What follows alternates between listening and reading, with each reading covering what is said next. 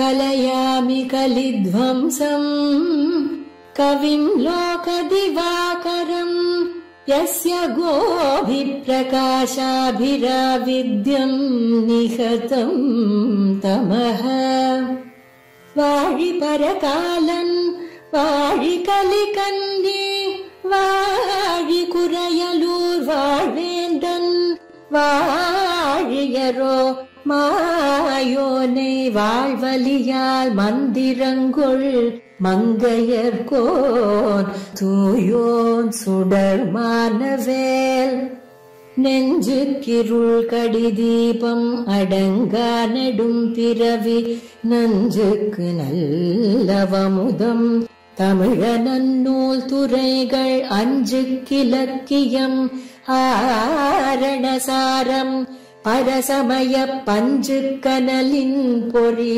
பரகாலன் பனுவல்களே எங்கள் கதியே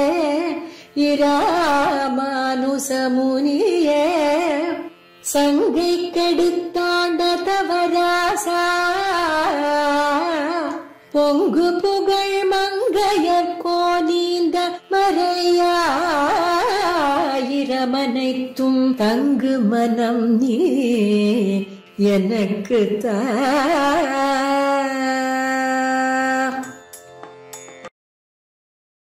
ஸ்ரீமதே ராமானுஜாய நமஹ. ஸ்ரீசைலேஷ தயாபாத்திரம் தீபக்தியாதி குணார்ணவம் யதீந்திர பிரவணம் வந்தே ரம்ய ஜாமாதரம் முனிம்.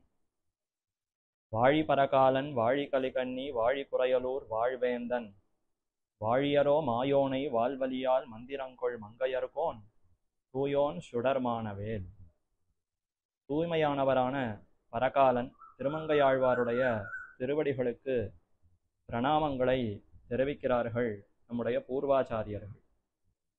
மாறன் பணித்த தமிழ்மறைக்கு மங்கையர்கோன் ஆரங்கம் கூற அவதரித்த என்ன திருமங்கையாழ்வார் அவர் அவதரித்ததற்கு முக்கியமான பிரயோஜனம் சுவாமி நம்மாழ்வார் அருளி செய்திருக்கக்கூடிய திவ்ய பிரபந்தங்களுக்கு அங்கங்களாக 6 திவ்ய பிரபந்தங்களை அருளி செய்வது. அந்த 6 திவ்ய பிரபந்தங்களிலும் நிறைய அர்ச்சாஸ்தலங்களை சேவித்து பல பல அர்ச்சா திருமேனிகளை கண்டு அனுபவித்து அந்த எம்பெருமானுக்கு பல்லாண்டு பாட வேண்டும். திவதேசங்கள் தோறும் எம்பெருமான் எழுந்தருளி சேவை சாதிக்கிறார். அந்தந்த இடங்கள் தோறும் சென்று பெருமானுடைய திருமேனி அழகை அனுபவித்து அதை பாசுரங்களிலே நன்கு விளக்கி அருள இந்த பாசுரங்களை கொண்டு பலரும் பக்தியை வளர்த்து கொள்ளலாம். பெருமானிடத்தில் ஈடுபட்டு அவர்களும் உஜ்ஜீவனத்தை பெறலாம் என்பதற்காகவே திருமங்கையாழ்வார் பற்பல திவ்யதேசங்களுக்கு சென்று சேவித்து பல்லாண்டு பாடினார். பெருமான் செங்கண்மால் புண்டரீகாட்சனாக இந்த திவ்யக்ஷேத்திரத்திலே சேவை சாதிக்கிறான். புண்டரீகாட்சத்துவம் என்பது பிரம்மத்திற்கு இன்றியமையாததொரு அடையாளம். சாந்தோக்கிய உபனிஷத்து பரபிரம்மத்திற்கு அடையாளத்தை தெரிவித்தது. தஸ்யயதா கப்பியாசம் புண்டரீகமேவ மக்ஷினி என்று அற்புதமாக அந்த பரபிரம்மம் பிரம்மத்திற்கு 2 திருக்கண்கள் தாமரை போன்ற திருக்கண்கள் அமைந்திருக்கின்றன என்று தெரிவித்தது. தஸ்யயதா கப்பியாசம் புண்டரீகமேவ மக்ஷினி சூரியனாலே நன்கு மலர்த்தப்பட்டதாய் அழகாக அமைந்திருக்கக்கூடிய பெரிய தாமரை, நன்கு பருத்த நாளம் தண்டோடு கூடியதாய் பசுகு பசுகுன்னு நிறைய இலைகளோடு கூடின ஒரு தாமரை. அப்படிப்பட்ட தாமரை மலர்ந்திருந்தால் பார்ப்பதற்கு மனசை எப்படி ஈர்க்கும், எவ்வளவு மனதிலே ஈடுபடும். அந்த அளவுக்கு பெருமானுடைய தாமரை போன்ற திருக்கண்கள் மலர்ந்து எப்பொழுது நாம் வருவோம்னு காத்து கொண்டிருக்கிறாராம். திருத்தெற்றி அம்பலத்து என் செங்கண்மாலே, செம்மையான கண் பெருமானுடைய சிவந்த திருக்கண்கள். ஏன் சிகப்பாக இருக்கிறது? நமக்கெல்லாம் கண்கள் சிவந்திருக்கிறதுன்னா கோபத்தாலே சிவக்கலாம், தூக்கம் இல்லாததினாலே சிவக்கலாம். திருத்தெற்றி அம்பலத்து என் செங்கண்மாலே என்ன ரொம்ப அன்போடு இந்த எம்பெருமானை விழிக்கிறார். திருத்தெற்றி அம்பலம்ங்கிற திவ்யதேசத்திலே சேவை சாதிக்கக்கூடிய எம்பெருமான் செங்கண்மால், சிவந்த கண்கள் கொண்டிருப்பவன். மால் என்றால் புருஷோத்தமன், பரத்வமுடையவன், பரபரன், மிகவும் மேம்பட்டவன் அர்த்தம். அப்போ தஸ்யயதா கப்பியாசம் புண்டரீகமேவ மக்ஷினி என்று அந்த வேதாந்தம் கூறின அந்த அடையாளத்தை கொண்டிருக்கக்கூடிய மால் பரமாத்மா இவர் என்ன அந்த எம்பெருமான் தன்னுடைய திருக்கண்களாலேயே வெளிப்படுத்துகிறானாம். அப்ப செங்கண்மால். மேலும் சிவந்த கண்கள் எதை குறிக்கிறதுன்னா, நமக்கெல்லாம் கண்கள் சிவந்திருந்தால் இப்ப கோபத்தினாலே சிவந்திருக்கலாம், தூக்கமின்மையினாலே சிவந்திருக்கலாம், ரஜோகுணம் தமோகுணம் அதிகரிக்கிறதுன்னா கண்கள் சிவக்கலாம். ஆனால் பெருமானுக்கு அப்படி கண்கள் சிவக்க கூடாதே. அவர் பரமசாத்விகர், சத்வகுணமே வடிவெடுத்திருப்பவர், சுத்த சத்தமயமான திருமேனி கொண்டிருப்பவர். அவருடைய கண்கள் ஏன் சிவந்திருக்கின்றன? அது வாத்சல்யத்தாலே குதறி சிவந்திருக்கக்கூடிய திருக்கண்கள் என்று தெரிவிக்கிறார்கள். வாத்சல்யம், வத்சம், கண்ணுக்குட்டியினிடத்துல ஒரு தாய் பசுவுக்கு எவ்வளவு அன்பு இருக்குமோ அதை போலே எம்பெருமானுக்கு நம்மிடத்துல அன்பாம். நாம் செய்யக்கூடிய குற்றங்களையெல்லாம் பெருமான் அதை பெரிதாக எடுத்துக்கொள்ளாமல் குற்றங்களையே நற்றங்களாக, சரி இந்த அடியார்கள் இப்படிப்பட்டவர்கள் இந்த குற்றங்களை புரிந்தால் தெரியாமல் செய்து விட்டனர் போலும், அத்தோடையே அவர்களை அங்கீகரிக்கிறேன் என்ற குற்றங்களையே சிறந்த போக்கியமாக இனிய வஸ்துவாக கொண்டு எம்பெருமான் நம்மை ஆதரிக்கிறான். அப்படிப்பட்ட செங்கண்மால் சேவை சாதிக்கக்கூடிய இடம் திருத்தெற்றி அம்பலம் என்ன இந்த 10 பாசுரங்கள்லையும் அந்த திவ்யதேசத்து எம்பெருமானை கொண்டாடி தெரிவிக்கிறார். எப்பொழுதும் போல இந்த பதிகத்துல ஒவ்வொரு பாசுரத்திலும் முதல் 4 வரிகள் பெருமானுக்கு இருக்கக்கூடிய பெருமைகள் அதை தெரிவிக்கிறார். அடுத்த 4 வரிகள் திவ்யதேசத்துக்கு அமைந்திருக்கக்கூடிய பெருமை என்ன, பெருமானே உகந்து எழுந்தருள் இருக்கிறார்னா அந்த திவ்யதேசத்துக்குத்தான் எத்தனை ஏற்றம், அந்த ஊர் அந்த ஸ்தலம் அது எப்படி இயற்கை அழகோடு அது விளங்குகிறதுங்கிறதெல்லாம் ரொம்ப அழகா விவரிக்கிறார். முதல்ல இந்த திவ்யதேசத்துக்கு இருக்கக்கூடிய மாகாத்மியம் பெருமை என்ன? திரு தெற்றி அம்பலம். அம்பலம்ங்கிற சொல் மலையாள திவ்யதேசங்களிலே கேள்விப்படுகிறோம். இன்னைக்கும் மலைநாட்டு திவ்யதேசங்கள் அங்க இருக்கக்கூடிய கோவில்களை அந்த ஊர்க்காரர்கள் அவர்கள் மொழியிலே அம்பலம் என்றுதான் குறிப்பிடுவார்கள். அப்ப அம்பலம் என்றால் கோவில் என்று ஒரு அர்த்தம், இல்லைன்னா மன்றம், உயர்ந்த அரங்கம் என்று அர்த்தம். திருவரங்கம் என்று அனைத்து திவ்யதேசங்களுக்கும் பிரதானமாக வேறுபற்றாக இருக்கக்கூடிய கோயில், பெரிய கோயில் திருவரங்கம்னு கொண்டாடுகிறோம். திருவான மகாலட்சுமிக்கு நாட்டிய ரங்கமாக அது அமைந்திருக்கிறதாம். அதனாலேயே ஸ்ரீரங்கம், திருவரங்கம் என்ன அந்த திவ்யதேசத்திற்கு பெயர். அதே போலத்தான் இந்த திவ்யதேசமும் பெருமை கொண்டிருக்கிறதாம். திரு அம்பலம். அம்பலம் என்றால் கோவில் அல்லது மன்றம். திருவான மகாலட்சுமிக்கே அமைந்திருக்கக்கூடியதொரு கோவில் மன்றம். ஸ்ரீ மகாலட்சுமி தாயார் அந்த நாச்சியாருக்கே மிகவும் பெருமை தரக்கூடிய ஒரு மன்றமாக ஒரு கோவிலாக இது அமைந்திருக்கிறதாம். ஏன்னா ஸ்ரீதேவி நாச்சியார் இவ்விடத்திலே இருந்து பெருமானை கண்டு சேவித்து இன்புத்திருக்கிறாள்னு இது சரித்திரம் தெரிவிக்கிறது. தெற்றி என்றால் உயர்ந்திருக்கக்கூடிய இடம்னு அர்த்தமா. திரு தெற்றி அம்பலம், திருவான மகாலட்சுமியினுடைய வாசஸ்தானம், அவள் இருக்கக்கூடிய கோவில் சற்று உயர்ந்த மேடாக இருக்கக்கூடிய கோயில் என்று இதற்கு பொருள். தெற்று பல் என்று சொல்லுகிறோமே, வரிசையா பற்கள் இருக்கின்றன, அதுல ஒரு பல்லு மட்டும் சற்று முன்னாடி அப்படி நகர்ந்து முன்னோக்கி இருந்தால் அப்ப தெத்து பல் என்று சொல்றோமா. அப்ப சற்று மேடாக உயர்ந்திருந்ததானால் அதற்கு தெற்று என்று பொருள், தெற்று என்று பெயர். திருத்தெற்றி அம்பலம் என்ன 11 க்ஷேத்திரங்கள் திருநாங்கூர் திருப்பதிகளுக்குள்ளே இந்த கோவில் அமைந்திருக்கக்கூடிய இடமானது சற்று உயர்ந்த மேடாக இருக்கக்கூடிய கோவிலாக இருக்கிறது. அதனாலேயே திருத்தெற்றி அம்பலம் என்ன இதற்கு பெயர் ஏற்பட்டதாம். ஏன் அப்படி மேடானதுன்னா, அது அருகே அந்த நதி காவேரியானது அப்படி ஓடுகிறதா. இந்த திவ்யதேசங்களை சுத்தி காவேரி ஓடுகிறது. அப்படி ஓடுகிற சமயத்திலே அது 2 பக்கத்தையும் சேர்த்து பூமியை அழுத்தித்துன்னா அந்த இடம் அப்படி உயருமே. இதே போலத்தான் உபய காவேரிக்கு நடுவாக இருக்கக்கூடிய திருவரங்கமும் சற்று மேடான நிலம்தான். அது எப்படி மேடானதுன்னா, உபய காவேரி ஒரு பக்கம் கொள்ளிடம், ஒரு பக்கம் தென்திருக்காவேரி, 2ஆக காவேரி நதி பிரிந்து தான் எம்பெருமான் எழுந்தருள் இருக்கக்கூடிய இடத்தை உயர்த்தி காட்ட வேண்டும். ஷியாமம் வியனக்தி புலினே என்று ஸ்ரீ பராசர பட்டர் ஸ்ரீரங்கராஜஸ்தவத்துல அற்புதமாக தெரிவித்தார். ஆக காவேரி நதியானவள் தன்னுடைய 2 கைகளாலே பூமியிலே அந்த ஸ்தலத்தை அழுத்த, அதனாலே 2 கைகளுக்கு நடுவே இருக்கக்கூடிய இடமானது உயர, அதுவே திருவரங்கமாக காட்சி தருகிறது. அதே போலத்தான் இந்த க்ஷேத்திரமும் அந்த நதியானது 2 பக்கத்திலையும் சுழன்று ஓடி அதை ஒரு அழுத்தி இந்த இடம் மேடாக ஆனதாம். இவ்விடத்திலேதான் ஸ்ரீதேவி நாச்சியார் இருந்து பெருமானை சேவித்து மகிழ்ந்தார். அது எப்பொழுது நடந்தது? காலகேயபுரம் என்ற ஒரு புறம். அங்கதான் ஹிரண்யாக்ஷன்கிற அசுரன் இருந்தான். அவன்தான் இந்த பூமியையெல்லாம் சுருட்டி கொண்டு பிரளய சமுத்திரத்துக்கு அடியிலே கொண்டு போய் ஒளித்து வைத்தான். அந்த சமயத்துல பூமி தேவிக்கு ஆபத்து ஏற்பட்டது. அப்ப பெருமானை பிரார்த்திக்க சிறந்த வராக அவதாரம் எடுப்பதற்காக எம்பெருமான் புறப்பட்டான். அப்படி எம்பெருமான் புறப்பட்ட பொழுது நாய்ச்சியாரை அடைக்கலமாக பத்திரமாக ஒரு இடத்துல வைக்க வேண்டுமே, எங்கு வைக்கலாம்னு சுற்றி பார்த்தவர், இதோ இந்த இடத்துல திருத்தெற்றி அம்பலம்னு இப்பொழுது அழைக்கிறோமே, இந்த சந்நிதி இந்த இடத்திலே நாய்ச்சியாரை அமர்த்தி, ஸ்ரீதேவி நாய்ச்சியார் பூதேவி நாய்ச்சியார் இருவரையும் இங்கிடத்துல அமர்த்தினாராம். கூடவே தன்னுடைய படுக்கையான ஆதிசேஷன் அவரையும் இவ்விடத்துல அமர்த்தி, ஆதிசேஷ படுக்கையிலேயே பெருமான் சயனித்து கொண்டு, இந்த சேவையை சேவித்து கொண்டு இங்கேயே இருங்கள், நான் சென்று அந்த ஹிரண்யாக்ஷனை முடித்துவிட்டு திரும்பி வந்து விடுகிறேன்னு பெருமான் பிராட்டிகளையும் அதே போல ஆதிசேஷனையும் ஆஸ்வாசப்படுத்தி இந்த இடத்துல விட்டு போனாராம். அப்படி செல்கிற இடத்திலே மகாலட்சுமி தாயார் இங்கு இருந்து ஆஸ்வசிப்பித்து கொண்டு சரின்னு எம்பெருமானை வருடி கொண்டு இங்கேயே இருந்து பெருமானை சேவித்து இன்புற்றிருக்கிறாள்ங்கிறது தான் ஸ்தல மகாத்மியம். இது மட்டும் அல்லாது இவ்விடத்திலே சூரியனுக்கு எம்பெருமான் சேவை சாதித்தார், சூரியனை ரட்சித்தாராம். திருப்பார்கடல் கடைந்த சரித்திரம் அனைவருக்கும் தெரியும். பார்க்கடலை கடைந்து அமுதத்தை எடுத்தார் எம்பெருமான். மோகினி அவதாரம், சிறந்த ஒரு ஸ்திரீயாக ஒப்பற்ற பேரழகு கொண்டிருக்கக்கூடிய ஒரு பெண்ணாக தன்னையே மாற்றிக்கொண்டு அந்த அமுதத்தை தேவர்களுக்கு பங்கிட்டு கொடுத்தார்.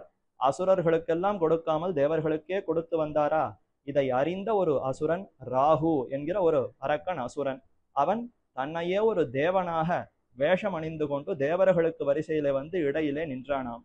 அப்ப சூரிய சந்திரர்கள் பார்த்து இவன் தேவன் அல்ல, இவன் அசுரன்கிறத பெருமானிடத்துல காட்டி கொடுக்க, ஆனால் அதற்கு முன்பே ஒரு சிறு துளியானது அமிர்தமானது பெருமானாலே அந்த ராகுவுக்கு கொடுக்கப்பட அதை அவன் விழுங்கி விட்டான்.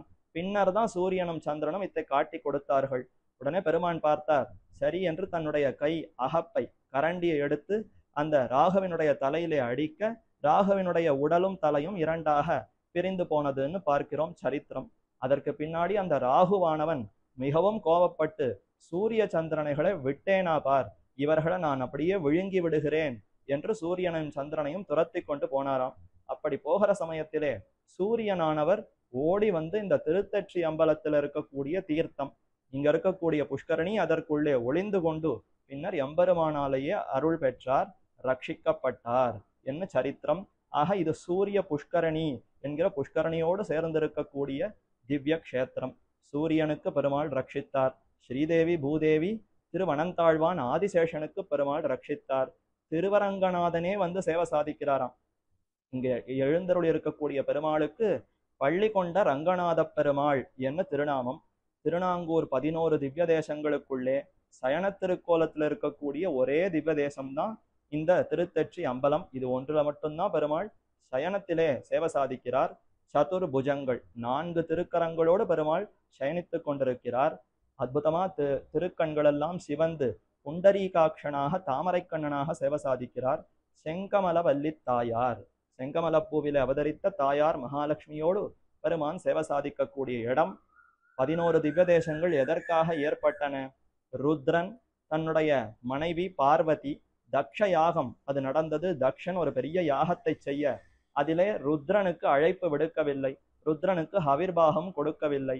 ஆனால் இதை அறியாத அந்த ருத்ரனுடைய பத்னியான பார்வதி தான் தன் தந்தையான தக்ஷனுடைய யாகத்துக்கு செல்வேன் என்று சென்றாள். சென்ற இடத்திலே அவமானப்பட்டாள். பின்னர் மீண்டும் ருத்ரனிடத்துல திரும்பி வராமல் பெரிய ஹோமத்தீயிலே குதித்து தன்னுடைய பிராணனையே போக்கி கொண்டாள். அதற்கு பின்னர் ருத்ரனுக்கு பெரும் கோபம் ஏற்பட்டது. ருத்ர தாண்டவம் என்று பெரிய தாண்டவம், ஓஹோன்னு தாண்டவம் குதிக்க ஆரம்பித்தார். அப்படி குதித்த சமயத்திலே தாண்டவம் கோபத்தோடு நாட்டியம் ஆடுற சமயத்திலே அவருடைய தலை முடி கேசம் அது கீழே அங்காங்கு பட 11 இடத்திலே பட்டதாம். அந்த ஒவ்வொரு இடத்திலையும் ஒவ்வொரு ருத்ரமூர்த்தி மேலே கிளம்பி 11 ருத்ரர்களாக இருந்து கொண்டு ரௌத்ர தாண்டவம் கோபத்தோடு அப்படி தாண்டவம் ஆட, இப்படி ஆடினால் உலகம் என்னாவது? இவ்வளவு கோபத்தை யார் கட்டுப்படுத்துவது? எப்படி இதையெல்லாம் உலகம் தாங்கிக் கொள்ளும் என்ன தேவர்கள் எல்லாம் பயந்து பெருமானிடத்துல பிரார்த்திக்க, ஒன்னும் கவலை வேண்டாம், நம்மை பார்த்தால் அவருடைய கோபம் எல்லாம் போய்விடும், அவருக்கு முன்னே நாமே சேவை சாதிப்போம் என்று இந்த ஏகாதச ருத்ரர்களுக்கு முன்னே எம்பெருமான் 11 திருமேனிகளோடு சேவை சாதித்தானாம். அதனால தான் திருநாங்கூர் 11 திவ்ய தேசங்கள். அந்த திருநாங்கூர் 11 திவ்ய தேசங்களுக்கு வெவ்வேறு திவ்ய தேசங்களிலிருந்து பெருமான் புறப்பட்டு வந்தார்னு சரித்திரம் சொல்லுவது உண்டு. திருக்காவலம்பாடி என்க அந்த இடத்துல கண்ணன் சேவை சாதிக்கிறார். துவாரகாதீசனான எம்பெருமானே வந்து சேவை சாதித்தார். மணிமாட கோயிலுங்கிற திவ்யதேசத்திலே பதரி நாராயண பெருமாளை வந்து சேவை சாதித்தார். அதே போல திருத்தெச்சி அம்பலம்ங்கிற இந்த க்ஷேத்திரத்திலே திருவரங்கம் ஸ்ரீ ரங்கநாத பெருமாளை புறப்பட்டு வந்து இவ்விடத்துல ருத்ரனுக்கு சேவை சாதித்தார் என்னும் சொல்லுவது உண்டு. அப்ப ஸ்ரீரங்கத்துக்கு சமமான உயர்ந்த க்ஷேத்திரம் திருத்தெச்சி அம்பலம். இதுவரைக்கும் ஸ்தல மாகாத்மியத்தை பார்த்துட்டோம். இனி திருமங்கையாழ்வார் இந்த திவ்யதேசத்தை எப்படி அனுபவிக்கிறார் என்று அந்த பாசுரங்களை கொண்டு அனுபவிக்கலாம். மாத்தரசர் மணிமுடியும் திரளும் தேசம் மத்தவர்த்தம் காதலிமார் குழையும் தந்தைகால் தலையும் உடன்கழல வந்து தோன்னி கதனாகம் காத்தளித்த கண்ணறு கண்டீர் நூற்றுதழ்குள் அரவிந்தம் நுழைந்த பள்ள திலங்கமுகின் முதுபாளை பகுவாய் நண்டின் சேத்தலையில் வெண்முத்தம் சிந்துநாங்கூர் திருத்தெச்சி அம்பலத்து என் செங்கண்மாலே. செங்கண்மால் சிவந்த கண்களோடு கூடியிருக்கக்கூடிய மால் யாரோ பெரிய தெய்வம், நமக்கும் அவருக்கும் சம்பந்தம் இல்லைன்னு கிடையாது. என் செங்கண்மால் எனக்கு சுவாமியா இருப்பவர், நம் அனைவரோடும் உறவு கொண்டு நம்மிடத்துல அன்போடு அவர் சேவை சாதிக்கிறார். அவர் யார் தெரியுமோ, அவருக்கு எத்தனை பெருமை தெரியுமோ, ஏதோ நமக்காக இவ்விடத்துல அவன் காத்து கொண்டிருக்கிறாங்கிறதுனால மிகவும் சிறியவன், பெருமை கிடையாதுன்னு நினைக்க வேண்டாம். இவன் தான் முன்னொரு காலத்திலே பெரிய அரிய செயல்களை எல்லாம் புரிந்தவன் என்று அதை நமக்கு விளக்குகிறார். அவன் ஆசிரித்த விரோதி நிரசன சீலன், அடியார்களுடைய விரோதிகளையெல்லாம் போக்கடிப்பவன், நம்முடைய விரோதிகளையும் போக்கி அவன் நம்மிடத்திலே கைங்கரியத்தை பெறுவான். செங்கண்மால்னு அன்போடு இருப்பவன். அப்ப ஜீவாத்மா நமக்கு அடிமை, அவனுடைய ஸ்வரூபம் சித்திக்க வேண்டும். அவன் தரித்து நிற்கணும்னா கைங்கரியம் பண்ணால்தானே ஜீவாத்மா ஜீவாத்மாங்கிற பெயரையே பெறும். ஜீவாத்மாவுக்கு சேஷபூதன்னு பெயர், அடிமைன்னு பெயர். அடிமை தொழிலை செய்தால்தான் அவன் அடிமையாக இருக்க முடியும். அந்த அடிமை தொழிலை ஏற்பதற்கு நாம் இந்த மாதிரி அர்ச்சா திருமேனியோடு இருந்தால்தான் முடியும் என்பதற்காகவே பெருமாள் புறப்பட்டு செங்கண்மால்ங்கிற திருநாமத்தோடு புண்டரீகாட்சனாக இந்த க்ஷேத்திரத்திலே சேவை சாதிக்கிறான். அவன் அன்றொரு நாள் கிருஷ்ணாவதாரம் செய்தானே, செய்த பொழுது செய்த 2-3 செயல்களை இவ்விடத்துல தெரிவிக்கிறார். மாற்றரசர் அவர்கள் யாருன்னா துரியோதனாதிகள், அவர்கள்லாம் எதிரிகளாக இருக்கிறார்கள். மாற்றரசர்னா விரோதியான அரசர்களாக இருக்கிறார்கள். யாருக்கு? கண்ணனுக்கு விரோதியான்னா பாண்டவர்களுக்கு விரோதி. ஆனால் கண்ணன் தனக்கே விரோதியாக அவர்களை கருதினானாம். தன்னுடைய பக்தர்கள் அடியவர்களான பாண்டவர்களுக்கு இவர்கள் விரோதிகள்னு கொள்ளாமல் தனக்கே இவர்களெல்லாம் எதிரிகள் என்று அந்த அளவுக்கு கோபத்தோடு துரியோதனாதிகளை அழிப்பதற்கு தாமே பல காரியங்களை புரிந்தான். மாற்றரசர் மணிமுடியும் திரளும் தேசும். இந்த கண்ணன் எங்கு வெளிப்படுத்தினான்? துரியோதனன் கேட்டார். இந்த கண்ணன் தூதுக்கு எழுந்தருளினான். பாண்டவ பட்சத்திலிருந்து தூதனாக நடந்து இந்த மாதிரி விஷயத்தை சொல்லி பாண்டவர்களுக்காக ஏதோ நிலத்தை கொடுத்து ராஜ்யத்தை கொடுத்து விட்டால் சண்டை வேண்டாம் என்று தூதனாக எழுந்தருளினானா. அந்த சமயத்தில் அவன் எங்கு தங்கினான்? விதுராழ்வாருடைய திருமாளிகையில்தான் தங்கினான். அப்படி தங்கினதுனாலே மிகவும் கோபம் கொண்டான் துரியோதனன். ஏன் என்னுடைய இருப்பிடத்தை நோக்கி வரவில்லை? பெரிய பீஷ்மர் இருக்கிறார், துரோணர் இருக்கிறார், அவர்களையும் விட்டுவிட்டாய், என்னுடைய அரண்மனையும் விட்டுவிட்டாய், இங்கெல்லாம் இல்லாமல் ஏதோ ஒரு தாழ்ந்த அந்த விதுரனுடைய குடிசைக்கு சென்றாயே, இது என்ன காரணம்னு அவன் வினவின பொழுது அப்பொழுது கண்ணன் தெரிவித்த வார்த்தை த்விஷதன்னம் ந போக்தவ்யம் த்விஷந்தம் நைவ போஜயே என்று தெரிவித்தான். உனக்கு இது தெரியாதா? உலகத்துல இந்த மாதிரி ஒரு தர்மம் உண்டே, எதிரிகள் கையாலே உணவு உண்பதுங்கிறது கூடாது, எதிரிகளுக்கு உணவு இடுவதுங்கிறதும் கூடாது என்ன தெரிவிக்கப்பட்டிருக்கிறதே, அது உனக்கு தெரியாதான்னு கேட்டானா. ஆமான் தெரியுமே, எதிரிகளுக்கு நாம் உணவு இடக்கூடாதாம். அதே மாதிரி எதிரிகளாலேயே நாம் உணவும் பெறவும் கூடாது. எதிரிகள் நமக்கு உணவிட்டால் அதை நாமும் பெறக்கூடாது, அவர்களை அழைத்து நாம் உணவு இடுவதும் கூடாது என்ன இது தர்மசாஸ்திரம் தெரிவிக்கிறது. ஏன்னா நம்பிக்கை இருக்காதா? அப்ப அவர்கள் எதையோ கொடுத்து நமக்கு ஆபத்தை ஏற்படுத்தி விடலாம்ங்கிறதுனாலே எதிரிகள் கையால நாம் உண்ணவும் கூடாது, எதிரிகளை அழைத்து உணவு இடுதலும் கூடாது. அதனால தான் நான் உன்னுடைய இருப்பிடத்தை நோக்கி வரவில்லைன்னு கண்ணன் தெரிவித்தான். துரியோதனன் சிரித்தான். எனக்கும் உனக்கும் என்னப்பா பகை? நாம 2 பேரும் உறவுக்காரால் தானே, உனக்கும் எனக்கும் எந்த விரோதமும் இல்லை, சண்டையும் இல்லையே, நீ ஏன் என்னிடம் நோக்கி வரவில்லை என்றால், பாண்டவான் விஷதே ராஜன்னு, நீ பாண்டவர்களை விரோதிக்கிறாயே, மம பிராணாகி பாண்டவாகா, எனக்கு உயிரை போலே ஆத்மாவை போன்றவர்கள் பாண்டவர்கள், அவர்களை நீ எதிர்த்து விட்டு என் இருப்பிடத்தை நோக்கி வரவில்லையேன்னு கேட்டா உனக்கு என்ன பதிலை நான் சொல்லுவது? அப்போ என்னுடைய உயிரையே எதிர்க்கக்கூடிய நீ எனக்கும் எதிரிதான், அதனால உன் கையால நான் உணவு உண்பது கூடாது என்று அவ்வளவு அந்த தன்மையோடு கண்ணன் உரைத்தான். ஆக மாற்றரசர், அப்ப எம்பெருமானுடைய அந்த கருத்துக்கு இசையாமல் அவருடைய திருவுள்ளத்திற்கே எதிராக இருந்தவர்கள் துரியோதனாதிகள். அந்த அரசர்களுடைய மணிமுடியும், அவனுடைய பெரிய கிரீட்டம், மணிகள் ரத்தனங்கள் பொருந்தி இருக்கக்கூடிய கிரீட்டம், அதை அணிந்துதான கர்வத்தோடு சுத்தி கொண்டிருந்தான். இப்ப அந்த கிரீட்டத்தை எல்லாம் தவிடுபொடியாக்கி எல்லாம் மண்ணிலே சேரும்படியாக அப்படி பெரிய மகாபாரத யுத்தத்தை நடத்தினான். அர்ஜுனன் முதலானோரை கொண்டு அத்தனை பேரையும் அழித்தானா. மணிமுடியும் திரளும் தேசும், அவர்களுடைய திரள் ஆற்றல் பலம், அதே மாதிரி தேசு தேஜஸ். துரியோதனன்னு சொன்னா எவ்வளவு தேஜஸ் ஒளி, நாடு முழுக்க அவனுடைய பெருமை எப்படி பேசினார்கள், அவனுக்கு எத்தனை பலம், அவனுக்கு எத்தனை படைபலம் இருந்ததுன்னு அப்படி பேசினார்களே. அந்த பேச்செல்லாம் ஒண்ணும் இல்லாதபடி அத்தனையும் தவிடுபொடியாகும்படி செய்து விட்டான் கண்ணன். அப்ப மாத்தரசர் மணிமுடியும் திரளும் தேசும், மற்றவர் தம் காதலிமார் குழையும், அவர்களுடைய காதலிமார் மனைவிகள், அந்த மனைவிகளுடைய காதிலே அணிந்திருக்கக்கூடிய தோடுகள், இதையெல்லாம் கழற்றி ஒண்ணுமில்லாதபடி ஆக்கிவிட்டான். காதணியும் குழையும்ங்கிறதுனாலே கூட ஒன்னத்தையும் சேர்த்துக்கணும். மங்கள சூத்திரம், காதல் அணிந்து கொண்டிருக்கக்கூடிய ஆபரணம், அதே மாதிரி பல ஆபரணங்கள், கழுத்திலே இருக்கக்கூடிய மங்கள சூத்திரம், திருமாங்கல்யம், தாலி, அதையும் வாங்கி விட்டாராம். மத்தவர் தம் காதலிமார் குழையும் தந்தை காலில் தலையும் உடன் கழல.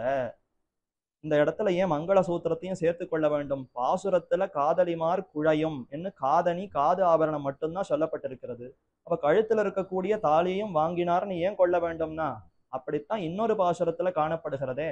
சந்தமல் குழலால் அலக்கண் நூத்து வருதம் பெண்டிரும் எய்தி நூல் இழப்ப இந்திரன் சிறுவன் தேர்முன் நின்னானை திருவல்லிக்கேணி கண்டேனேன்னு இதே திருமங்கையாழ்வார் திருவல்லிக்கேணி திவ்யதேசத்துக்கு பாசுரத்தை அமைக்கும் பொழுது 100 வருத்தம் பெண்டிர் துரியோதனாதிகளுடைய மனைவிகள் அத்தனை பேரும் கழுத்தில் இருக்கக்கூடிய நூல் இழக்கும்படியாக கண்ணன் செய்தான்.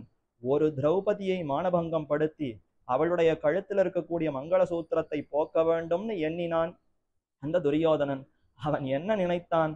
அந்த நினைவை அவனுடைய மனைவிமார்களே அனுபவிக்கும்படியாக, அவர்கள் கூட்டத்தவர்களே அனுபவிக்கும்படியாக செய்தானா. அதனால இந்த பாசுரத்துல காதணின்னு சொல்லி இருந்தாலும் அத்தோடு சேர்ந்து மங்கள சூத்திரத்தையும் கழற்றும்படியாக செய்து விட்டான் என்ன பொருள் கொள்ள வேண்டும்னு விவரிக்கிறார்கள். அப்ப மாத்தரசர் மணிமுடியும் திரளும் தேசும் மத்தவர்த்தம் காதலிமார் குழையும், இதெல்லாம் கண்ணனுக்கு வயசான பிற்பாடு, சஷ்டியப்த பூர்த்தியே ஆன பிற்பாடு நடந்த சரித்திரமா. இப்ப கண்ணன் பிறந்த சமயத்திலேயே ஒன்று நடந்தது, அதைத்தான் மேற்கொண்டு தெரிவிக்கிறார். தந்தை கால் தலையும் உடன் கழல, தந்தை கால் தலை, வசுதேவர் தேவகி இருவரும் கம்சனாலே சிறைப்படுத்தப்பட்டனர். அவர்கள் சிறையிருந்த சமயத்திலே 8வது கர்ப்பமாகத்தான கண்ணன் அவதரித்தான். தந்தை காலில் விளங்கர வந்து தோன்னிய தோன்னல் பின் என்று மற்றொரு பாசுரத்துல திருமங்கையாழ்வார் தெரிவிக்கிறார்.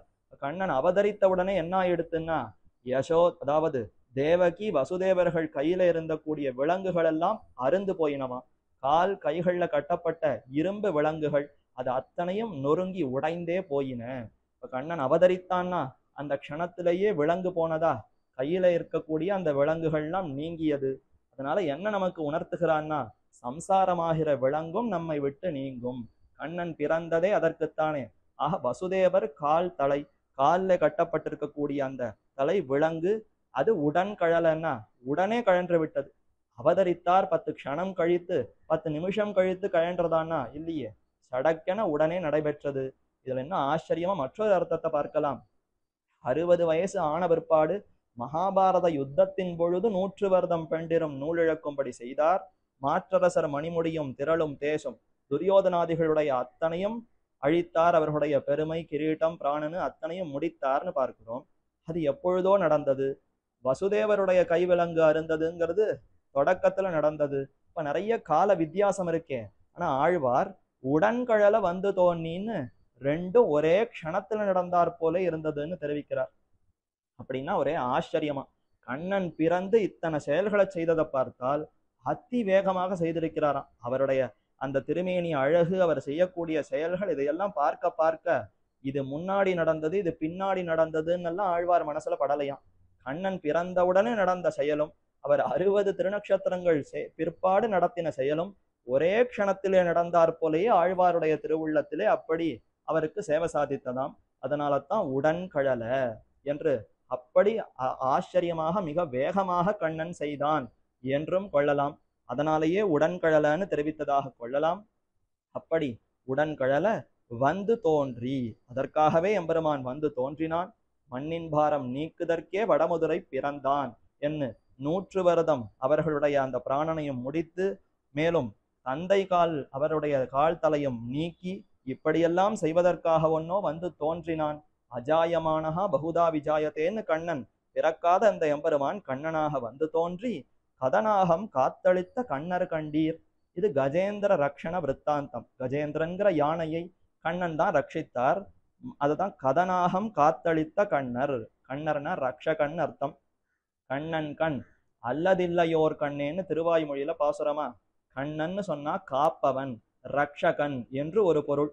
அந்த பொருள்ல தான் இப்ப கண்ணர்னு எம்பெருமான அழைக்கிறார். கதனாகம் காத்தளித்த, கதனாகம்னா ஒரே வருத்தத்தோடு சினத்தோடு கோபத்தோடு இருந்த யானை. யானைக்கு கோபமா? முதலையின் பேர்ல பெருமானுக்குத்தான் கோபம் வந்ததுன்னு கேள்விப்பட்டிருக்கிறோம். முதலை யானையினுடைய காலை பிடித்து இழுத்தது. கஜேந்திரன்கிற யானை பொய்கைக்கரையிலே போய் புஷ்பத்தை பறித்தது, பெருமானுக்கு சமர்ப்பிக்க வேண்டும்ன்ற அந்த சமயத்துல அதனுடைய காலை பிடித்து முதலை இழுக்க, இருவருக்குமாக சண்டை. யானை பிடித்து நிலத்திற்கு போக வேண்டும்னு இழுக்க, முதலை பிடித்து நீருக்குள்ளே போக வேண்டும்னு இழுக்க, 1000 தேவ வருஷங்கள் யுத்தம் சண்டை நடந்தது. இறுதியில 2 பேருக்குமே வெற்றி இல்லை. அந்த சமயத்துல முதலையின் பேர்ல மிகுந்த சீற்றத்தோடு கோபத்தோடு எம்பெருமான் புறப்பட தயாராக இருந்தார். ஆனா கஜேந்திர ஆழ்வான் கூப்பிடணுமே, ஓ மணிவண்ணா நாராயணா நாகனையாய் வாராய் என் ஆரிடரை நீக்காய்ன்னு அழைத்தார். அழைத்த மாத்திரத்திலேயே பெருமான் புறப்பட்டு கிளம்பி வந்தார். அந்த சமயத்துல இப்ப யானைக்கு சிறு கோபம் இருந்ததாம். முதலையின் பேர்ல பெருமானுக்கு கோபம் இருந்ததுன்னு கேள்விப்பட்டிருக்கோம். யானைக்கு என்ன கோபம்? யானைக்கு என்ன கோபம்னா, நான் ஒரு அடியவன் இந்த மாதிரி துன்பப்பட்டு கொண்டிருக்கிற சமயத்திலே துன்பத்திற்கு முன்னாடியே வந்து துடைப்பவன் தானே எம்பெருமான். அடியார்கள் அல்லல் படுவதற்கு முன்னே வந்து அல்லல் பட வேண்டாம்னு காப்பவன் தானே எம்பெருமான். அப்படி பெருமை தானே அவரை கேள்விப்பட்டிருக்கிறோம். என்னிடத்துல அது பொய்யாயிடுத்தா என்ன? உலகத்துல காப்பவன் ரக்ஷகன் எம்பெருமான் இல்லையா? அப்படிப்பட்ட ராஜ்யத்திலேயா நான் இருக்கிறேன்? இந்த ராஜ்யத்துல நம்மை ரட்சிப்பவன் யாரும் இல்லை அப்படின்னு ஒரு தலைவனே இல்லாத இடத்துலயா நான் தவித்து கொண்டிருக்கிறேன். எனக்கு இருக்கக்கூடிய தலைவன் எப்பேற்பட்டவர்னா, அடியவனுக்கு ஒரு துன்பம்னு அவன் கூப்பிட கூட வேண்டாம், துன்பம் படுகிறான்னு அவருக்கு தெரிந்ததுன்னா அடுத்த க்ஷணம் தானே முன் வந்து அந்த துன்பத்தை துடைக்கக்கூடிய எம்பெருமான் இன்னும் என்னிடத்துல வரவில்லையே. நான் 1000 வருஷம் இந்த முதலை இடத்துல கஷ்டப்பட்டு இருக்கேன். என்ன கஷ்டம்னா, புஷ்பத்தை இன்னும் பெருமான் இடத்துல சமர்ப்பிக்க முடியலையேங்கிற கஷ்டம்தான். தன் பிராணன் போகிறது, உடலுக்கு துக்கம், ஒரே வருத்தம், துன்பம் அதிகரிக்கிறதுன்ற இந்த கவலை இல்லையா. புஷ்பத்தை பறித்து 1000 வருஷம் ஆச்சே, இத பெருமான் திருவடியில சேர்க்கணும்னு ஒரு ஆசைப்பட்டேனே, விருப்பம் கொண்டேனே. அடியவனுடைய விருப்பத்தை முன்னாடி நின்று அதை நடத்துபவன் தானே எம்பெருமான். 1000 வருஷமா இன்னும் அந்த எம்பெருமான் இடத்துல கருணை காட்டலன்னா இது என்ன எம்பெருமானுடைய குணம்? என்னிடத்துல இப்படி நடந்துக்கிறானேன்னு சற்று கோபமாக அந்த சினம் கொண்டிருந்தானாம் கஜேந்திராழ்வான். அதைத்தான் கதனாகம் காத்தளித்த கண்ணர் கண்டீர். அந்த யானையை கவலை வேண்டாம், நீ கூப்பிட வேண்டும், கூப்பிட்டா அடுத்த க்ஷணம் வந்துடுறேன், கூப்பிடாமல் இருந்தால் நீ சுவாதந்திரியம் சுதந்திரத்தன்மையோடு இருக்கிறாயோ என்று நினைத்து ஆறியிருந்தேன். எப்பொழுது நீ நான் சுதந்திரம் அல்ல பரதந்திரப்பட்டவன்னு கூப்பிட்டாயோ உடனே வந்து ரட்சிக்கிறேன் எம்பெருமான் ஓடோடி வந்தான். காத்தளித்த கண்ணர் கண்டீர். அவனே கண்ணன், அவனே காப்பவன். அவன் எங்கிருக்கிறான் தெரியுமோ? இதோ திருத்தெற்றி அம்பலத்திலே செவசாதிக்கிறான். அந்த திவ்ய கஷேத்திரம் எப்படிப்பட்டது? 100 இதழ்கொள் அரவிந்தம், 100 இதழ்கள் கொண்டிருக்கக்கூடிய அரவிந்தம் தாமரை. தாமரை புஷ்பம் பார்த்திருக்கோம். 100 இதழ்களோடு தாமரை இருக்குமான்னா அது இந்த க்ஷேத்திரத்துல இருக்குமா? எம்பெருமான் சேவை சாதிக்கக்கூடிய இடம், அவர் உகந்து எழுந்தருள் இருக்கக்கூடிய இடம்னா அங்க 100 இதழ்களோடு ஒரு தாமரை இருக்கக்கூடாதா? நல்ல மனம் வீசக்கூடிய 100 இதழ்கள் கொண்டிருக்கக்கூடிய தாமரை அவ்விடத்துல இருக்கிறது. நுழைந்த பல்லத்து இளங்கமுகின் முதுபாலை பகுவாய் நண்டின் சேற்றலையில் வெண்முத்தம் சிந்து நாங்கூர் திருத்தெற்றி அம்பலத்து என் செங்கண்மாலே. திருநாங்கூர் திருத்தெற்றி அம்பலத்து திவ்ய தேசத்துக்குள்ளே இப்படி ஒரு இயற்கை காட்சி ரொம்ப அழகா அமைந்திருக்கிறதுன்னு வர்ணிக்கிறார். 100 இதழ்கள் கொண்டிருக்கக்கூடிய தாமரை குளத்துல நிறைய பூத்திருக்கிறது. அதற்கு அருகேயே நண்டுகள் நிறைய வளைவளையா கட்டி கொண்டு வசிக்கிறது. அந்த நண்டிலிருந்து அதாவது வளையிலிருந்து நண்டானது வெளியே சென்று தாமரை புஷ்பத்துக்குள்ள நுழைந்ததாம். 100 இதழ்களோடு தாமரை இருக்கா, நல்ல மனம் வீசுகிறதா. அப்படிப்பட்ட அந்த தாமரை அந்த தாமர புஷ்பத்துக்குள்ள நண்டானது தன்னுடைய வலையிலிருந்து வெளியிலே வந்து இந்த புஷ்பத்துக்குள்ள நுழைந்தது. இத பார்த்த மாத்திரத்திலே அருகே இருக்கக்கூடிய பெரிய பாளை என்றால் கமுகு மரம், பாக்கு மரம், முதுபாளை, பெரிய முதுமையான அதாவது நல்ல முத்தி இருக்கக்கூடிய அந்த பாளை மரம், அது கமுகு மரம், அது தன்னுடைய பாளை தன்னுடைய அந்த கிளை வழியாக அது என்ன பண்ணித்துன்னா பகுவாய் நண்டின் சேத்தலையில், பெரிய வாயை கொண்டிருக்கக்கூடிய நண்டு, அந்த நண்டு இருக்கக்கூடிய இடம், அதனுடைய அந்த தங்குற இடம், இருப்பிடம், நண்டினுடைய அந்த குகை போன்ற அந்த பள்ளம், பகுவாய் நண்டின் சேத்தலையில், சேருக்குள்ள நண்டு குழி குழியா பண்ணி அதுல தானே தங்கும், அந்த சேற்றலை அதிலே வெண்முத்தம் சிந்து நாங்கூர், நண்டு புறப்பட்டு தாமரைக்குள்ள போயிருக்கிறது. இப்ப இந்த இருப்பிடம் வெறுமனே காலியாகத்தானே இருக்கு. இந்த பாளை மரம் பார்த்ததான் கமுகு மரம் தன்னுடைய பாளை வழியாக அந்த சேற்றலை அந்த நண்டினுடைய இருப்பிடத்திற்குள்ளே சென்று தன்னிடத்தில் இருக்கக்கூடிய முத்துகளை எல்லாம் அங்கே சேர்த்து அத்தால நிரப்பி விட்டதாம். இது என்ன இயற்கை வர்ணனை, இதனால நமக்கு என்ன பிரயோஜனம்? தாமரை பூத்திருக்கிறது, அதுக்குள்ளே நண்டு நுழைந்ததாம். நண்டினுடைய இருப்பிடத்துக்குள்ளே கமுகு மரம் தன்னுடைய பாளையை நீட்டி அதற்குள்ளே இருக்கக்கூடிய முத்துகளை அதுக்குள்ளே சொரிந்ததாம். இதனால என்ன சுவாமி பிரயோஜனம் நாம கேட்போம். ஆனா இதற்கு வியாக்கியானத்துல அரும்பதத்துல ஆச்சாரியர்கள் ஒரு சிறந்த அர்த்தத்தை விவரிக்கிறார்கள். இந்த இடத்துல தாமரைங்கிறது என்ன தெரியுமோ, பெருமானுடைய திருவடிகள்னு கொள்ளணுமா. திருவடி தாமரைன்னு தானே சொல்றோம். அப்ப எம்பெருமானுடைய திருவடி தாமரைகள், அந்த திருவடிகளையே ஒருவன் தஞ்சம் என்று பற்றி நின்றால், நண்டு தாமரைக்குள்ள போச்சுன்னு பார்த்தோமா, இந்த திருவடிகள் தான் எனக்கு ரட்சகம், நான் இருக்கக்கூடிய இடம் எனக்கு ரட்சகம் அல்ல, பெருமானுடைய திருவடிகள் தான் எனக்கு புகழ் என்று ஒரு சரணாகதன் திருவடிகளை எடுத்து கொண்டால் அப்ப என்னாகும் தெரியுமோ, பக்கத்தில் இருக்கக்கூடிய நித்திய சூரிகள், எம்பெருமானுக்கு அருகே அவரை தொடர்ந்து கைங்கரியம் செய்யக்கூடிய பாகவதோத்தமர்கள், ஸ்ரீ வைஷ்ணவர்கள், நித்திய சூரிகள், அவர்களெல்லாம் இந்த சரணாகதன் யார் வந்து பற்றினானோ எம்பெருமானை, அப்படிப்பட்ட சரணாகதனிடத்திலே மிகவும் விருப்பம் கொண்டு தங்களுடைய அந்த அனுகிரகத்தை பொழிவர்களாம். நித்தியசூரிகள் தாமே வந்து இவனுக்கு வேண்டி அந்த நன்மையை செய்து இவனுக்கு நிறைய நன்மைகளை செய்வார்கள் என்ன. இதத்தான் சுவாபதேச அர்த்தம், உள்ளுரை பொருளாக தெரிவிக்கிறார்கள். ஆக அந்த எம்பெருமானை பற்றினவர்கள் அவர்களிடத்துல நித்தியசூரிகளும் அருளை பொழிவார்கள்னு இது ஒரு அர்த்தம். இல்ல பாசுரத்துக்கே மற்றொரு அர்த்தத்தையும் தெரிவிக்கிறார்கள். ஒரு அர்த்தம் பார்த்தோம், தாமரை புஷ்பம் அதற்குள்ளே நண்டு சென்றது, அந்த சமயத்துல நண்டினுடைய வலையானது காலியா வெறுமனே இருக்க கமுகு மரம் தன்னுடைய பாலை வழியாக முத்துக்களை நிரப்பியது. இப்ப இன்னொரு அர்த்தம் தெரிவிக்கிறார்கள், தாமர புஷ்பம் நண்டினுடைய பெரிய வலைக்குள்ள தானே நுழைந்ததாம். தாமரைக்குள்ள நண்டு நுழைந்ததுன்னு முதல்ல பார்த்தோம். இப்ப நண்டு இருக்கக்கூடிய வலை அதனுடைய இருப்பிடத்துக்குள்ளே இந்த 1000 இதழ்கள் கொண்டிருக்கக்கூடிய தாமரை உள் நுழைந்ததாம். அது எப்படியோ கஷ்டப்பட்டு இந்த நண்டு இருக்கக்கூடிய அந்த புதக்குழி, அந்த குழிக்குள்ள இந்த தாமர புஷ்பம் நுழைந்தது, அதனுடைய வாசத்தை அங்கெல்லாம் பரப்பியதா.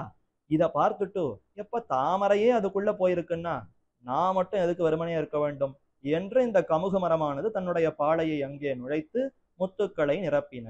முத்துக்களை நிரப்பியது கமுகு மரம் தான். ஆனா அதற்கு முன்னாடி நடந்த விஷயத்தை மட்டும் 2 விதமாக கொள்ளலாம். ஒண்ணு, இந்த நண்டு தாமரைக்குள்ளே நுழைந்தது, அல்லது நண்டினுடைய வலையிலே தாமரை புஷ்பம் நுழைந்தது. இப்ப 2வது அர்த்தத்துல சுவாபதேசார்த்தம் உள்ளுரை பொருள் என்னன்னா, பெருமான நாம போய் பற்றுகிறோம்னு முதல்ல பார்த்தோமா. இப்ப அவர் வந்து நம்மிடத்துல அனுகிரகத்தை பொழிகிறார், நாம போய் பற்றுகிறோமோ இல்லையோ, திரிவிக்ரம அவதாரத்தை எம்பெருமான் எடுத்தார், உலகத்தை எல்லாம் தாவி அளந்தார், தன்னுடைய திருவடியை தாமே நம்ம பேர்ல வைத்தார், பிரம்மலோகம் வரைக்கும் ஒரு திருவடியை நீட்டினார். பிரம்மா அதிர்ந்து போயிட்டார், இன்னும் நம்ம கூப்பிடவே இல்லையே, அழையா விருந்தாளியாக எம்பெருமானுடைய திருவடிகள் நம் இருப்பிடத்தை நோக்கி வந்திருக்கிறதுன்னு அதிர்ந்து போய் பெருமானுடைய திருவடியை வரவேற்று வேண்டிய உபச்சாரங்களை செய்தாரா. பெருமான் தாமே நம்முடைய இருப்பிடத்தை நோக்கி வருகிறார்னு பார்க்கிறோமே, அத மாதிரி இப்போ தாமரைன்னு அந்த திருவடியாகிற எம்பெருமான் தாமே தம்முடைய திருவடிகளை நம்முடைய இருப்பிடத்தை நோக்கி கொண்டு வைத்தால் அப்ப நித்திய சூரிகள் வெறுமனே இருப்பார்களா? நம்முடைய நாயகனான எம்பெருமானே இந்த அடியவனிடத்துல இத்தனை விருப்பம் கொண்டிருக்கிறார்னா நாம வெறுமனே இருக்கக்கூடாது. முதல்ல நாமும் அங்கு போய் அந்த அடியவனிடத்துல வேண்டிய உபச்சாரங்களை செய்து நன்மைகளை செய்ய வேண்டும், அருளை பொழிய வேண்டும், அவர்களும் பின்தொடர்ந்து வந்து விடுவார்களாம். இதுதான் உள்ளுரை பொருள்னு தெரிவிக்கிறார். ஆக அப்படிப்பட்ட திருத்தெற்றி அம்பலத்து செங்கன்மால் சேவை சாதிக்கக்கூடிய இடம் இதுன்னு இந்த முதல் பாசுரத்துல தெரிவித்தார். கிருஷ்ணாவதார சரித்திரத்தை தெரிவித்தாரா.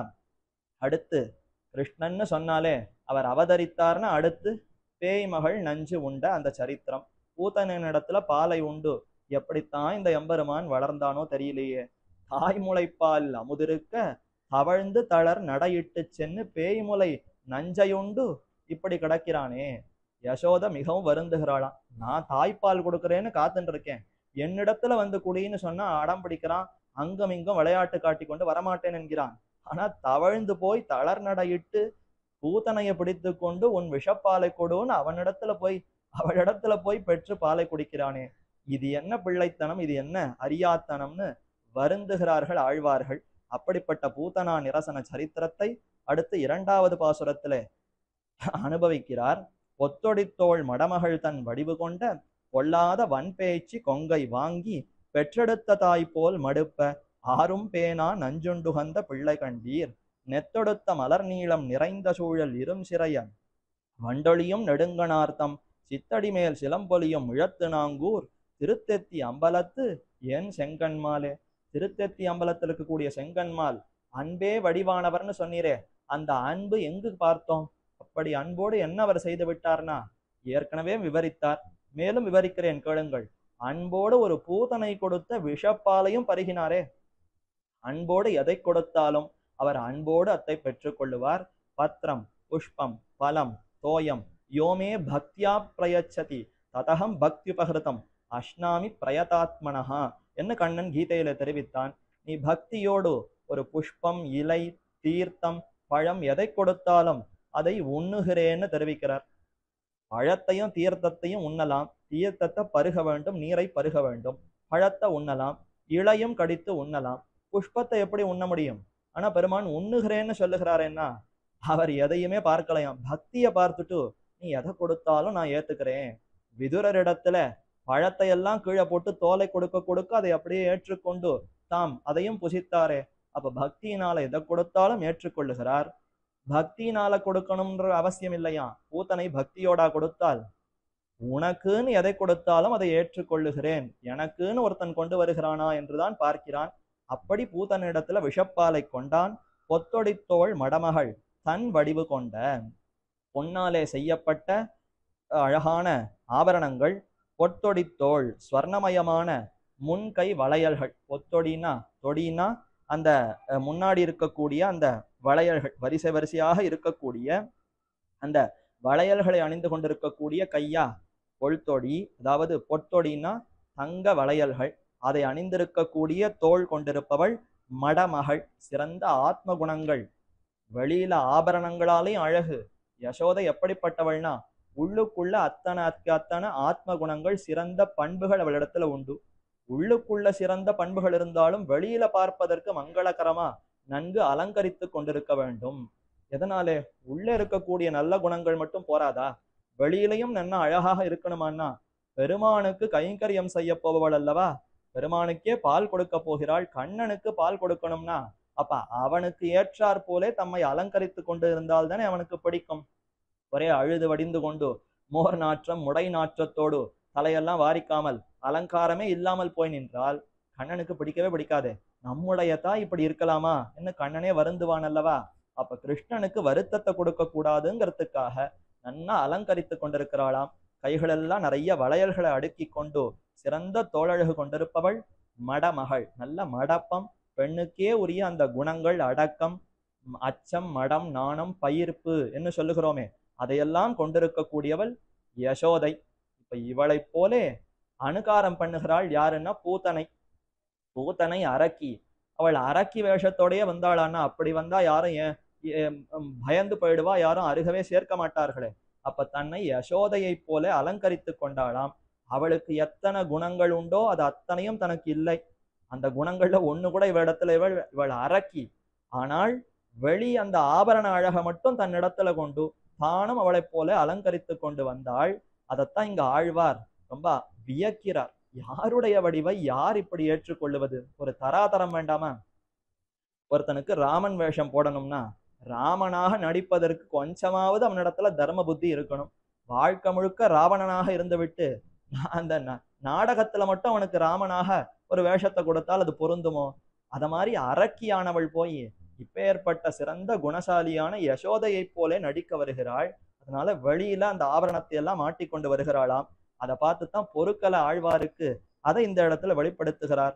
பொத்தொடித்தோள் மடமகள் தன் வடிவு கொண்ட, மடமகள் வடிவு கொண்டன்னு சொன்னாலே போருமே, தன் வடிவு கொண்டன்னா வியக்கிறார். ஐயோ, அவளுடைய வடிவத்தை இவள் கொண்டாளே, இவள் எப்பேற்பட்ட பேய் அரக்கி, அவள் எப்பேற்பட்ட குணவதியான பெண், அந்த பெண்ணை போலே அவள் நடித்தாளே, இது தகுமோ என்று வயிறு பிடித்து கொண்டு அப்படி தெரிவிக்கிறார். தன் வடிவு கொண்ட பொல்லாத வன்பேய்ச்சி, மிகவும் பொல்லாதவள், குரூரமானவள், மனசு முழுக்க துஷ்டத்தனம் தான், பாலகாத்தகி, அத்தனை குழந்தைகளையும் பிடித்து உயிரை மாய்ப்பதுதான் தனக்கு தொழிலாகவே கொண்டிருக்கிறாள். அப்படி பொல்லாத வன்பேய்ச்சி, ரொம்ப வலியவள், சிறந்த சின்ன குழந்தை கண்ணன், பிஞ்சு குழந்தைய பார்த்தா கொல்லணும்னு தோணுமா, அந்த ஒரு சின்ன குணம் கூட இவளிடத்துல இல்லை. அப்ப மிகவும் வன்மையான பேச்சு. கொங்கை வாங்கி கண்ணனை பார்த்த பிற்பாடும் தன்னுடைய முலையை எடுத்து கண்ணனுடைய வாயிலே வைத்து பெற்றெடுத்த தாய் போல் மடுப்ப, பெற்றெடுத்த தாய், வளர்த்த தாய் தான் யசோதை, ஆனா தன்னையே பெற்றெடுத்த தாயாக கொண்டுதான் பாலை கொடுத்தாள். அப்படிப்பட்ட யசோதையை போல தன்னை பாவித்து கொண்டு கண்ணா உனக்கு பால் தருகிறேன்னு தன்னுடைய முலையிலிருந்து அப்படி புகழை சொரிந்தாள். நச்சு பால் விஷப்பால் அதை கொடுத்தாளா. ஆறும் பேணா நஞ்சுண்டுகந்த பிள்ளை கண்டீர், மிகுந்த ஆர்வத்தோடு, யாருமே பேணாத அந்த நஞ்சு, ஆறும் பேணா நஞ்சுன்னா விஷத்தை யாராவது விரும்பி ஏற்பர்களா? ஒரு பானை முழுக்க நல்ல பாலை வைத்து விட்டு அமிர்தத்தையே வைத்து விட்டு ஒரே ஒரு சொட்டு மட்டும் விஷத்தை சேர்த்திருக்கிறேன், மீதி எல்லாம் சிறந்த அமிர்தம் என்று சொன்னால் ஏற்றுக்கொள்ளுவார்களா? அத மாதிரி விஷம்னு சொன்னாலே யாரும் ஏற்க மாட்டார்கள். அப்போ அப்படிப்பட்ட யாரும் பேணாத அந்த நஞ்சை உண்டு உகந்தான், உண்டான்னு சொன்னா கூட பரவாயில்ல, அதற்கு மேல உகந்தானா, இப்படிப்பட்ட விஷத்தை எனக்கு யாருமே கொடுத்ததில்லை, பூத்தனை கொடுத்தால் மாதிரி யார் கொடுத்திருக்கிறாள், என்ன உகந்த பிள்ளை கண்டீர், இது என்ன அறிவு கட்டத்தனம், பிள்ளைத்தனம், குழந்தைத்தனமாக இருந்தால் கூட இப்படி இவ்வளவு ரொம்ப சிறு பிள்ளையாக நடித்து கொண்டிருக்கிறானே, இது என்ன. அப்படிப்பட்ட பிள்ளை யார் தெரியுமோ? திருத்தற்றி அம்பலத்து செங்கன்மால். அப்ப திருத்தற்றி அம்பலத்தில் இருக்கக்கூடிய எம்பெருமான் இப்படி ஒரு அரக்கியின் இடத்துல கூட உகந்தான், அவள் கொடுத்ததையும் ஏற்றுக்கொண்டானே என்ன அதை தெரிவிக்கிறார். அந்த ஊர்ல என்ன பெருமையாம், நெல் தொடுத்த மலர் நீளம் நிறைந்த சூழல் இரும் சிறைய வண்டொலியும் நெடுங்கனார்த்தம் சித்தடி மேல் சிலம்பொலியும் முழத்து நாங்கூர். ஒரே ஒளி கேட்டுக்கொண்டே இருக்கிறது, எங்கு பார்த்தாலும் ஒரே சப்தமா, ரீங்னு ஒரு பக்கம் சத்தம் கேட்கறது, இன்னொரு பக்கம் சலசலா கலகடான்னு சத்தம் கேட்கறது. என்ன ஊர் முழுக்க அப்படி என்ன சத்தம்னா அதைத்தான் தெரிவிக்கிறாள். நெல் தொடுத்த மலர் நீளம் நிறைந்த சூழல், ஒரே நெற்கதிர்களாக விளைந்திருக்கிறது, நல்ல வயல் வரப்பு கூடியிருக்கக்கூடிய க்ஷேத்திரங்கள் திருநாங்கூர் திவ்ய தேசங்கள். இன்னைக்கும் தை அமாவாசை அன்றைய தினம் திருமங்கையாழ்வார் புறப்பட்டு எழுந்தருளுகிறார் ஒவ்வொரு திவ்ய தேசத்துக்கும் மங்களாசாசனார்த்தமாக. அப்படி எழுந்தருளுகிற சமயத்துல இந்த வயல்களிலெல்லாம் திருமங்கையாழ்வார் நம்முடைய அந்த பல்லக்கில எழுந்தருளும் போது வயல் வழியாகவே எழுந்தருளுவாராம். அத்தனை பேரும் எங்கள் வயல் வழியாக ஆழ்வார் எழுந்தருள வேண்டும்னு பிரார்த்திப்பர்கள். ஏன்னா ஆழ்வாருடைய திருவடிப்பட்டால் எவ்வளவு செழிப்போடு வயல்கள் நன்றாக வளரும். அப்படி வயல்கள் சூழ்ந்திருக்கக்கூடிய திவதேசம் நெல் தொடுத்த மலர் நீளம், நெற்கதிர்கள் ரொம்ப உயர்ந்து வளர்ந்திருக்கிறதா. அதற்கு பக்கத்திலேயே கருணைதல் புஷ்பங்கள், நீல நிறத்தில் இருக்கக்கூடிய புஷ்பங்கள் அது அப்படியே வளர்ந்திருக்கிறது. நெல்லுக்கு மேல இன்னும் உயரத்துல இந்த புஷ்பங்கள் இருக்கிறதாம். நெற்கதிர்கள் வரிசையா இருக்கா, அதற்கு பக்கத்திலேயே இந்த நீல புஷ்பங்களும் இந்த கருணைதல் புஷ்பங்களும் உயர்ந்து வளர்கிறது. தூரக்கேந்து பார்க்கறச்ச நெல்லு கீழே இருக்கு, மேல நீல புஷ்பங்களா இருக்கு. இது என்ன, நெல்லுக்கெல்லாம் ஏதோ கிரீட்டம் சூடியிருக்கிறார்களா என்ன, நெல்லுக்கு தலையில எல்லாம் ஏதோ அழகான கிரீட்டம் வைத்திருக்கிறார்களோ என்னமோ அப்படின்னு பார்க்கிறா போலே ஆனந்தமாக இருக்கிறதாம். நெல் தொடுத்த மலர் நீளம் நிறைந்த சூழல், இப்படியாக அவ்விடம் முழுக்க நிறைந்து காணப்படுகிறது. ஏதோ ஒரு இடம் ரெண்டு இடம் இல்லை, பார்த்த இடத்திலெல்லாம் நெற்கதிர்களுக்கு மேலே கருணைதல் புஷ்பங்கள் பூத்து ஒரே வரிசையா இது முழுக்க புஷ்பத்தாலேயே சூடி இருக்கிறா போலே இருக்கிறது. மேலும் இரும் சிறைய வண்டொலியும், அப்படி புஷ்பங்கள் இருந்தால் வண்டுகளுக்கு எவ்வளவு கொண்டாட்டமா இருக்கும். எல்லா அழகான சிறகுகள் கொண்டிருக்கக்கூடிய வண்டுகள் எல்லாம் அங்கேயே சுத்திண்டு ரீங்கரித்து கொண்டு இருக்கிறதாம். நீம்னு சத்தம் பண்ணி கொண்டு வண்டுகள் சுத்தி கொண்டிருக்கிறது. நெடுங்கணார்தம் சித்தடி மேல் சிலம்பொலியும், ரொம்ப அழகான கண்கள் கொண்டிருக்கக்கூடிய அந்த பெண்கள், அந்த ஊர்ல இருக்கக்கூடிய பெண்கள், தீர்க்கமான அழகான பார்வை கொண்டிருக்கக்கூடிய அந்த பெண்கள், நெடுங்கணார்த்தம் சித்தடி மேல் சிலம்பொலியும், அவர்களுடைய அழகான அந்த கால்கள்ல அணிந்து கொண்டிருக்கக்கூடிய சிலம்பு. பெண்கள் எல்லாம் வயல்கள்ல வேலை செய்கிறார்கள், அவர்கள் கால்ல சிலம்பு அணிந்து கொண்டிருக்கிறார்கள். அந்த சிலம்புக்குள்ள இருக்கக்கூடிய கற்கள் எல்லாம் ஓசை எழுப்புகிறதாம். காலை அப்படி இப்படி மாத்தி மாத்தி அவர்கள் வைத்து நடக்கிற சமயத்துல சிலம்பு ஒலி கேட்கிறது. ஒரு பக்கம் வண்டொலி, அதனுடைய ரீங்காரம், மற்றொரு பக்கம் சிலம்பினுடைய ஒளி, அது ஒரு பக்கம் சத்தம். ரெண்டும் சேர்த்து மிழத்து நாங்கூர் என்றால் ஒரே மிழற்றுகிறதுனா குழந்தை மழலையா என்னென்னமோ பேசும். அதுக்கெல்லாம் இதுதான் பொருள், இதுதான் சொல்லு, இதுதான் எழுத்து, இதுதான் பொருள்னு பிரிச்சு பார்க்க முடியுமா? அப்ப எழுத்து சொல் பொருள் எல்லாம் பிரிச்சு பார்க்க முடியாது. ஆனா சத்தம் மட்டும் கேட்குமா? அத மாதிரித்தான் இந்த ஊர்ல ஒரே சத்தமா இருக்கான். எங்கு பார்த்தாலும் இப்படி ஒளி முழற்று நாங்கூர் திருத்தெற்றி அம்பலத்து என் செங்கன்மாலேன்னு ஆச்சரியமா இந்த ஊரை வர்ணித்து தெரிவித்தார். ஆக கண்ணன் அவர் சிறு பிராயத்திலே பூதனிடத்துல இப்படி விஷத்தை பருகி பிள்ளைத்தனத்தோடு இருக்கக்கூடிய எம்பெருமான் இங்கு சேவை சாதிக்கிறார்னு தெரிவித்தாரா? நஞ்சு உண்டார்னா அதே போலத்தான் வெண்ணைய உண்டார். அவருக்கு நஞ்சை உண்டதும் வெண்ணெய் உண்டதுலயும் ஒன்றும் வித்தியாசமே இல்லை. விஷத்தை கொடுத்தாலும் ஏத்துக்கிறேன், வெண்ணைய கொடுத்தாலும் ஏத்துக்கிறேன். வெண்ணைய கொடுக்க கூட வேண்டாம், எங்கேயாவது ஒரு இடத்துல இருந்ததுன்னா தானே போய் எடுத்து கொண்டு விடுவாரா? அப்படித்தான் போய் வெண்ணெய் களவு செய்த அந்த செயல், அதைத்தான் இப்ப மேற்கொண்டு 3வது பாசுரத்துல தெரிவிக்கிறார். படல் அடைத்த சிறு குரம்பை நுழைந்து புக்கு பசுவெண்ணெய் பதமாற பண்ணை முத்தும் அடலடர்த்த வேர்க்கனார் தோக்கை பத்தி அலந்தளமை செய்து உழலும் ஐயன் கண்டீர் மடலெடுத்த நெடுந்தெங்கின் பழங்கள் வீழ மாங்கனிகள் திரட்டுருட்டா வருநீர் பொன்னி திடலெடுத்து மலர் சுமந்தங்கிழியும் நாங்கூர் திருத்தெத்தி அம்பலத்து என் செங்கன்மாலே. திருத்தெத்தி அம்பலத்தில் இருக்கக்கூடிய செங்கன்மால் இவர் என்ன பண்ணார் தெரியுமோ? நஞ்சு உண்டதோடு மட்டுமல்லாது அங்க பெண்கள் வைத்திருக்கக்கூடிய வெண்ணையெல்லாம் போய் களவு செய்து உண்டார். அதை அழகா விவரிக்கிறார் திருமங்கையாழ்வார். பல சரித்திரங்கள் இதை போல தெரிவிக்கிறார். பல திவ்ய பிரபந்தத்திலையும் இந்த வெண்ணெய் களவு கண்ட சரித்திரத்தை தெரிவிக்கிறார். பெரிய திருமடல் என்ன ஒரு திவ்ய பிரபந்தம், அதிலே சொல்லும் பொழுதோ தான் முனநாள் மின்னிளையாய்ச்சியர்த்தம் சேரி களவின்கண் துண்ணு படல் திறந்து புக்கு தயிர் வெண்ணெய் தன் வயிறார விழுங்கி என்று தெரிவிக்கிறார். ஆக அதே பெரிய திருமடல்லையும் இதே மாதிரி தான் தெரிவித்தார். தான் முனநாள் அன்றொரு நாள் இந்த கண்ணன் என்ன செய்தார் தெரியுமோ? துண்ணு படல் திறந்து புக்கு. இந்த பெண்கள் எல்லாம் சின்ன சின்ன அந்த குடிசைகள், அங்க சின்ன சின்ன கிரகங்கள் கட்டி தானே வாழ்கிறார்கள்.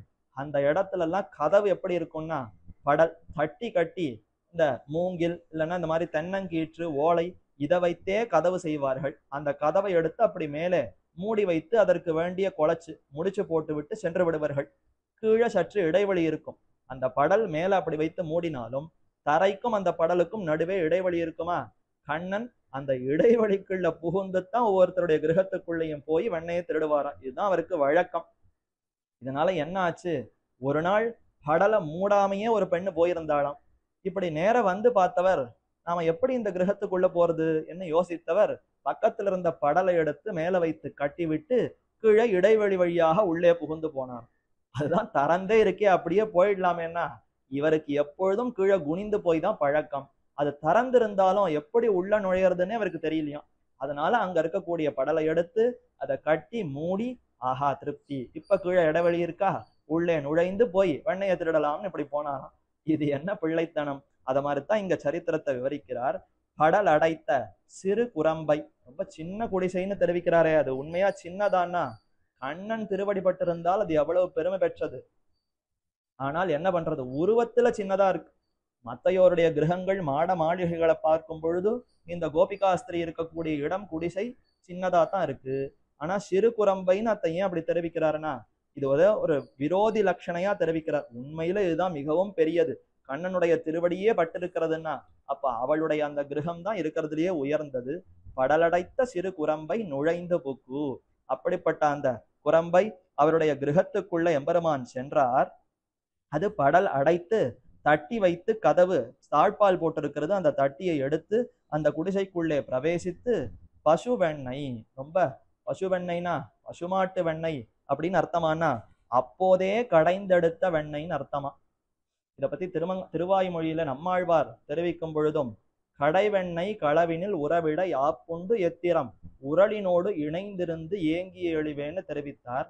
கடை வெண்ணெய்னா என்ன அர்த்தம்? கடையில வாங்கி கொண்டு வந்த வெண்ணெயானா அது அர்த்தம் இல்லை. கடைகிற பொழுதே கிடைத்த வெண்ணெய். தயிரை வைத்து கடைந்து கொண்டிருக்கிறாள் யசோதை. அந்த சமயத்துல அந்த இடத்துல வெண்ணெய் திரண்டு வருமா? அந்த வெண்ணெய் தான் புத்துருக்கு வெண்ணெய். அந்த சமயத்துல கிடைத்த வெண்ணெய்க்கு ஹையங்கவீனம்னு பெயராம். நவநீதம் என்றாலும் வெண்ணெய், ஆனால் அது சற்று காலம் கடந்த வெண்ணெய். ஹையங்கவீனம்னா கடைகிற பொழுதே அப்படியே வரக்கூடிய அந்த புதிய வெண்ணெய், அப்பொழுதே கடையப்பட்ட வெண்ணெய். இந்த வெண்ணெய்னா கண்ணனுக்கு அவ்வளவு இஷ்டமா. அதைத்தான் பசு வெண்ணெய். அப்படி கடைந்து எடுத்து வைத்திருக்கக்கூடிய அந்த வெண்ணெய் பதமாற பண்ணை மொத்தம். அதை பக்குவமாக நன்றாக எடுத்து அமுது செய்ய வேண்டும். அது எப்படி பக்குவமா சாப்பிடணுமோ நமக்கெல்லாம் தெரியாது. வெண்ணெய் எப்படி சாப்பிடணும்னு கேட்கணும்னா கண்ணனைத்தானே கேட்கணும். அதை முழுவதுமாக நன்று அமுது செய்ய வேண்டும் என்பதற்காக அப்படி கண்ணன் செய்தானா. பதமாற பண்ணை முத்தும் அடலடர்த்த வேர்க்கனார் தோக்கை பத்தி. அந்த அந்த அந்த பண்ணை முற்றும், அதாவது படலடைத்த சிறு குறும்பை நுழைந்து புக்கு அவ்விடத்துல வெண்ணெயை திரட்டி சாப்பிட்டான். அதோடு மட்டுமல்லாது அங்க இருக்கக்கூடிய ஆய்ப்பெண்கள் அவர்களுடைய அந்த முந்தானை வஸ்திரத்தை பிடித்து இழுத்தாராம். அதைத்தான் மேல தெரிவிக்கிறார். அடலடர்த்த வேர்க்கனார் தோக்கை பத்தி. அடல் அடர்த்த வேர்க்கனார்னா யுத்தத்துக்கு தயாரா இருக்கக்கூடிய வேல். அதை போல கண்களை கொண்டிருக்கிறார்களா இந்த கோபிமார்கள், இந்த ஆய்ச்சியர்கள்லாம். என்ன கண்ணை கூர்மையா வைத்துக்கொண்டு எங்க வந்தான் இந்த கண்ணன், எந்த பக்கம் வரப்போகிறான்னு கண்ணனையே நோட்டம் விட்டு கொண்டிருக்கிறார்களா. அதனால அப்படிப்பட்ட கண்கள் கொண்டிருக்கக்கூடிய வேர்க்கனார் தோக்கை பத்தி. அவர்களுடைய அந்த வஸ்திரம் முந்தானையை பிடித்து இழுக்கிறான். இழுத்து மையன், அதாவது பத்தி அலந்தலைமை செய்துழலும் ஐயன் கண்டீர். அவர்களையெல்லாம் அப்படியே ஒரு மாதிரி கஷ்டப்படுத்தினான். அவர்களையெல்லாம் ரொம்ப துக்கப்படுத்தினான், சிரமப்படுத்தினானா. அப்படி அலந்தலைமை செய்து உழலும் ஐயன் கண்டீர். ஆக இப்படியெல்லாம் செய்து அங்கேயே உழன்று கொண்டிருக்கிறான், சுத்தி கொண்டிருக்கிறான் ஐயன். இந்த காரியங்களை எல்லாம் செய்தவன் ரொம்ப தீயவன், கெட்டவன் சொல்லணுமேனா ஐயன். இவர்தான் நமக்கு சுவாமி. இப்படிப்பட்ட தீம்புகளாலேயே நமக்கு ஆனந்தத்தை கொடுத்தவன் கண்ணன் அல்லவா. அதனால ஐயன் கண்டீர். இப்படி கண்ணன் வெண்ணையெல்லாம் திருடி உண்டான். அங்க இருக்கக்கூடிய பெண்களுடைய வஸ்திரங்களை எல்லாம் பிடித்து இழுத்தான். அப்படிப்பட்ட எம்பெருமான் அவன் திரியான் என்ற அந்த சுவாமி அவன் இப்பொழுது எங்க இருக்கிறான்னா இதோ இந்த திருத்தற்றி அம்பலத்துல சேவை சாதிக்கிறார். அது எப்படி இருக்கிறது? மடலெடுத்த நெடுந்தங்கின் பழங்கள் வீழ. ரொம்ப பாலை, அதாவது பாக்கு மரங்கள் அதாலே சூழ்ந்ததாக இருக்கக்கூடிய பெரிய தென்னை மரங்கள் அங்க இருக்கிறதாம். தென்னை மரங்கள் நிறைய நட்டிருக்கிறார்கள். கீழே பாக்கு மரங்கள் இருக்கிறது. அந்த தென்னை மரத்திலிருந்து இளநீர் காய்கள், அதெல்லாம் நல்ல பக்குவமான அந்த இளநீர் காய்கள் எல்லாம் மேலிருந்து கீழே விழுகிறதாம். மடலெடுத்த நெடுந்தங்கின் பழங்கள் வீழ. அது பக்குவமான அந்த இளநீர் காய்கள் தானே மரத்திலிருந்து விழுகிறதாம். நாம போய் இளநீரை பறித்து கொண்டு வர வேண்டும். ஆனா இந்த ஊர்ல அந்த அவசியமே இல்லை. அது பக்குவமாயிடுத்துன்னா தானே மரத்திலிருந்து விழுந்து விடும். அப்படி வீழ மாங்கனிகள் திரட்டுருட்டா வருநீர் பொன்னி. பக்கத்திலேயே மாமரங்கள் இருக்கான். தென்னை மரங்கள்ல இருந்து இந்த தென்னம்பழம் இளநீர் காய்கள் விழ அது மாம்பழங்கள் கிளைகள்ல எங்கெல்லாம் மாம்பழம் இருக்கோ அந்த கிளைக்கு மேல இந்த தென்னம்பழங்கள் போய் விழருது. விழுந்ததுன்னா அது பட்டதே சாக்காக மாங்கனிகள் எல்லாம் கீழே விழுகிறதாம். இந்த மாங்கனிகள் காத்துன்னு இருக்கு. யார் நம்ம பிடிச்சு தள்ளி விடலாம், கீழே விழலான்னு அது காத்துன்னு இருக்கான். அந்த க்ஷணத்துல இளநீர் காய்கள் மேலிருந்து அப்படி உருண்டு வந்து அது மேல் பட இது பட்டதே ஒரு காரணமாக கொண்டு மாங்கனிகள் எல்லாம் கீழே உருண்டு விழ இது அத்தனையும் இப்ப பொன்னி. அங்க இருக்கக்கூடிய காவேரி நதியானது மாங்கனிகளை ஒரு பக்கம், தென்னங்கப்பழங்கள் இளநீர் காய்களை ஒரு பக்கம், இத்தனையும் அடித்து உருட்டி கொண்டு செல்லுகிறதாம். திரட்டுருட்டா வருநீர் பொன்னி. இது அத்தனையும் உருட்டி கொண்டு திடல் எடுத்து மலர் சுமந்து நடுவில் இருக்கக்கூடிய மணல் திட்டுகள். இப்ப இந்த ஊரே ஒரு மேடான திட்டான இடம்னு பார்த்தோமா. இத மாதிரி இந்த காவேரி நதி அது போகிற அந்த வழியிலெல்லாம் எத்தனையோ மணல் மேடுகள் இருக்குமே. மேடுகளை எல்லாம் அடித்து கொண்டு வருகிறது. மலர் சுமந்து இங்கு இழியும் நாங்கூர். மேலும் ஆங்காங்கு இருக்கக்கூடிய புஷ்ப மரங்கள், புஷ்ப கொடிகள், அதிலிருந்து பூத்த புஷ்பங்களையும் சேகரித்து கொண்டு எல்லாத்தையும் சேகரித்து கொண்டு வருகிறதாம். ஏன்னா பெருமாள் கோவிலுக்கு போகிறோம். போற சமயத்துல புஷ்பம், பழம், தீர்த்தம் அனைத்தையும் கொண்டு போய் சமர்ப்பிக்கணுமா. காவேரி நதி பொன்னி பார்க்கிறாள். நம்ம கையில இப்ப பழங்களும் இல்லை, புஷ்பங்களும் இல்லை. என்ன செய்யலாம்? இதோ மேலிருந்து விழக்கூடிய இந்த தென்னம்பழம், அதே மாதிரி மாம்பழங்கள், புஷ்பங்கள் எல்லாம் கண்ணனுக்குத்தானே. மொத்தத்தையும் அடித்து உருட்டி கொண்டு, மேடா இருந்தா அதை பள்ளமாக்கி கொண்டு உருட்டி கொண்டு போய் இந்த திவ்ய தேசத்துல சேர்க்கலாம். என்ன அப்படி கொண்டு வந்து சேர்க்கிறதாம். அப்படிப்பட்ட திருத்தற்றி அம்பலத்து என் செங்கன்மாலே என்று தெரிவிக்கிறார். ஆக கண்ணன் வெண்ணையெல்லாம் திருடி உண்டான். அப்படிப்பட்ட சரித்திரத்தை தெரிவித்தார்.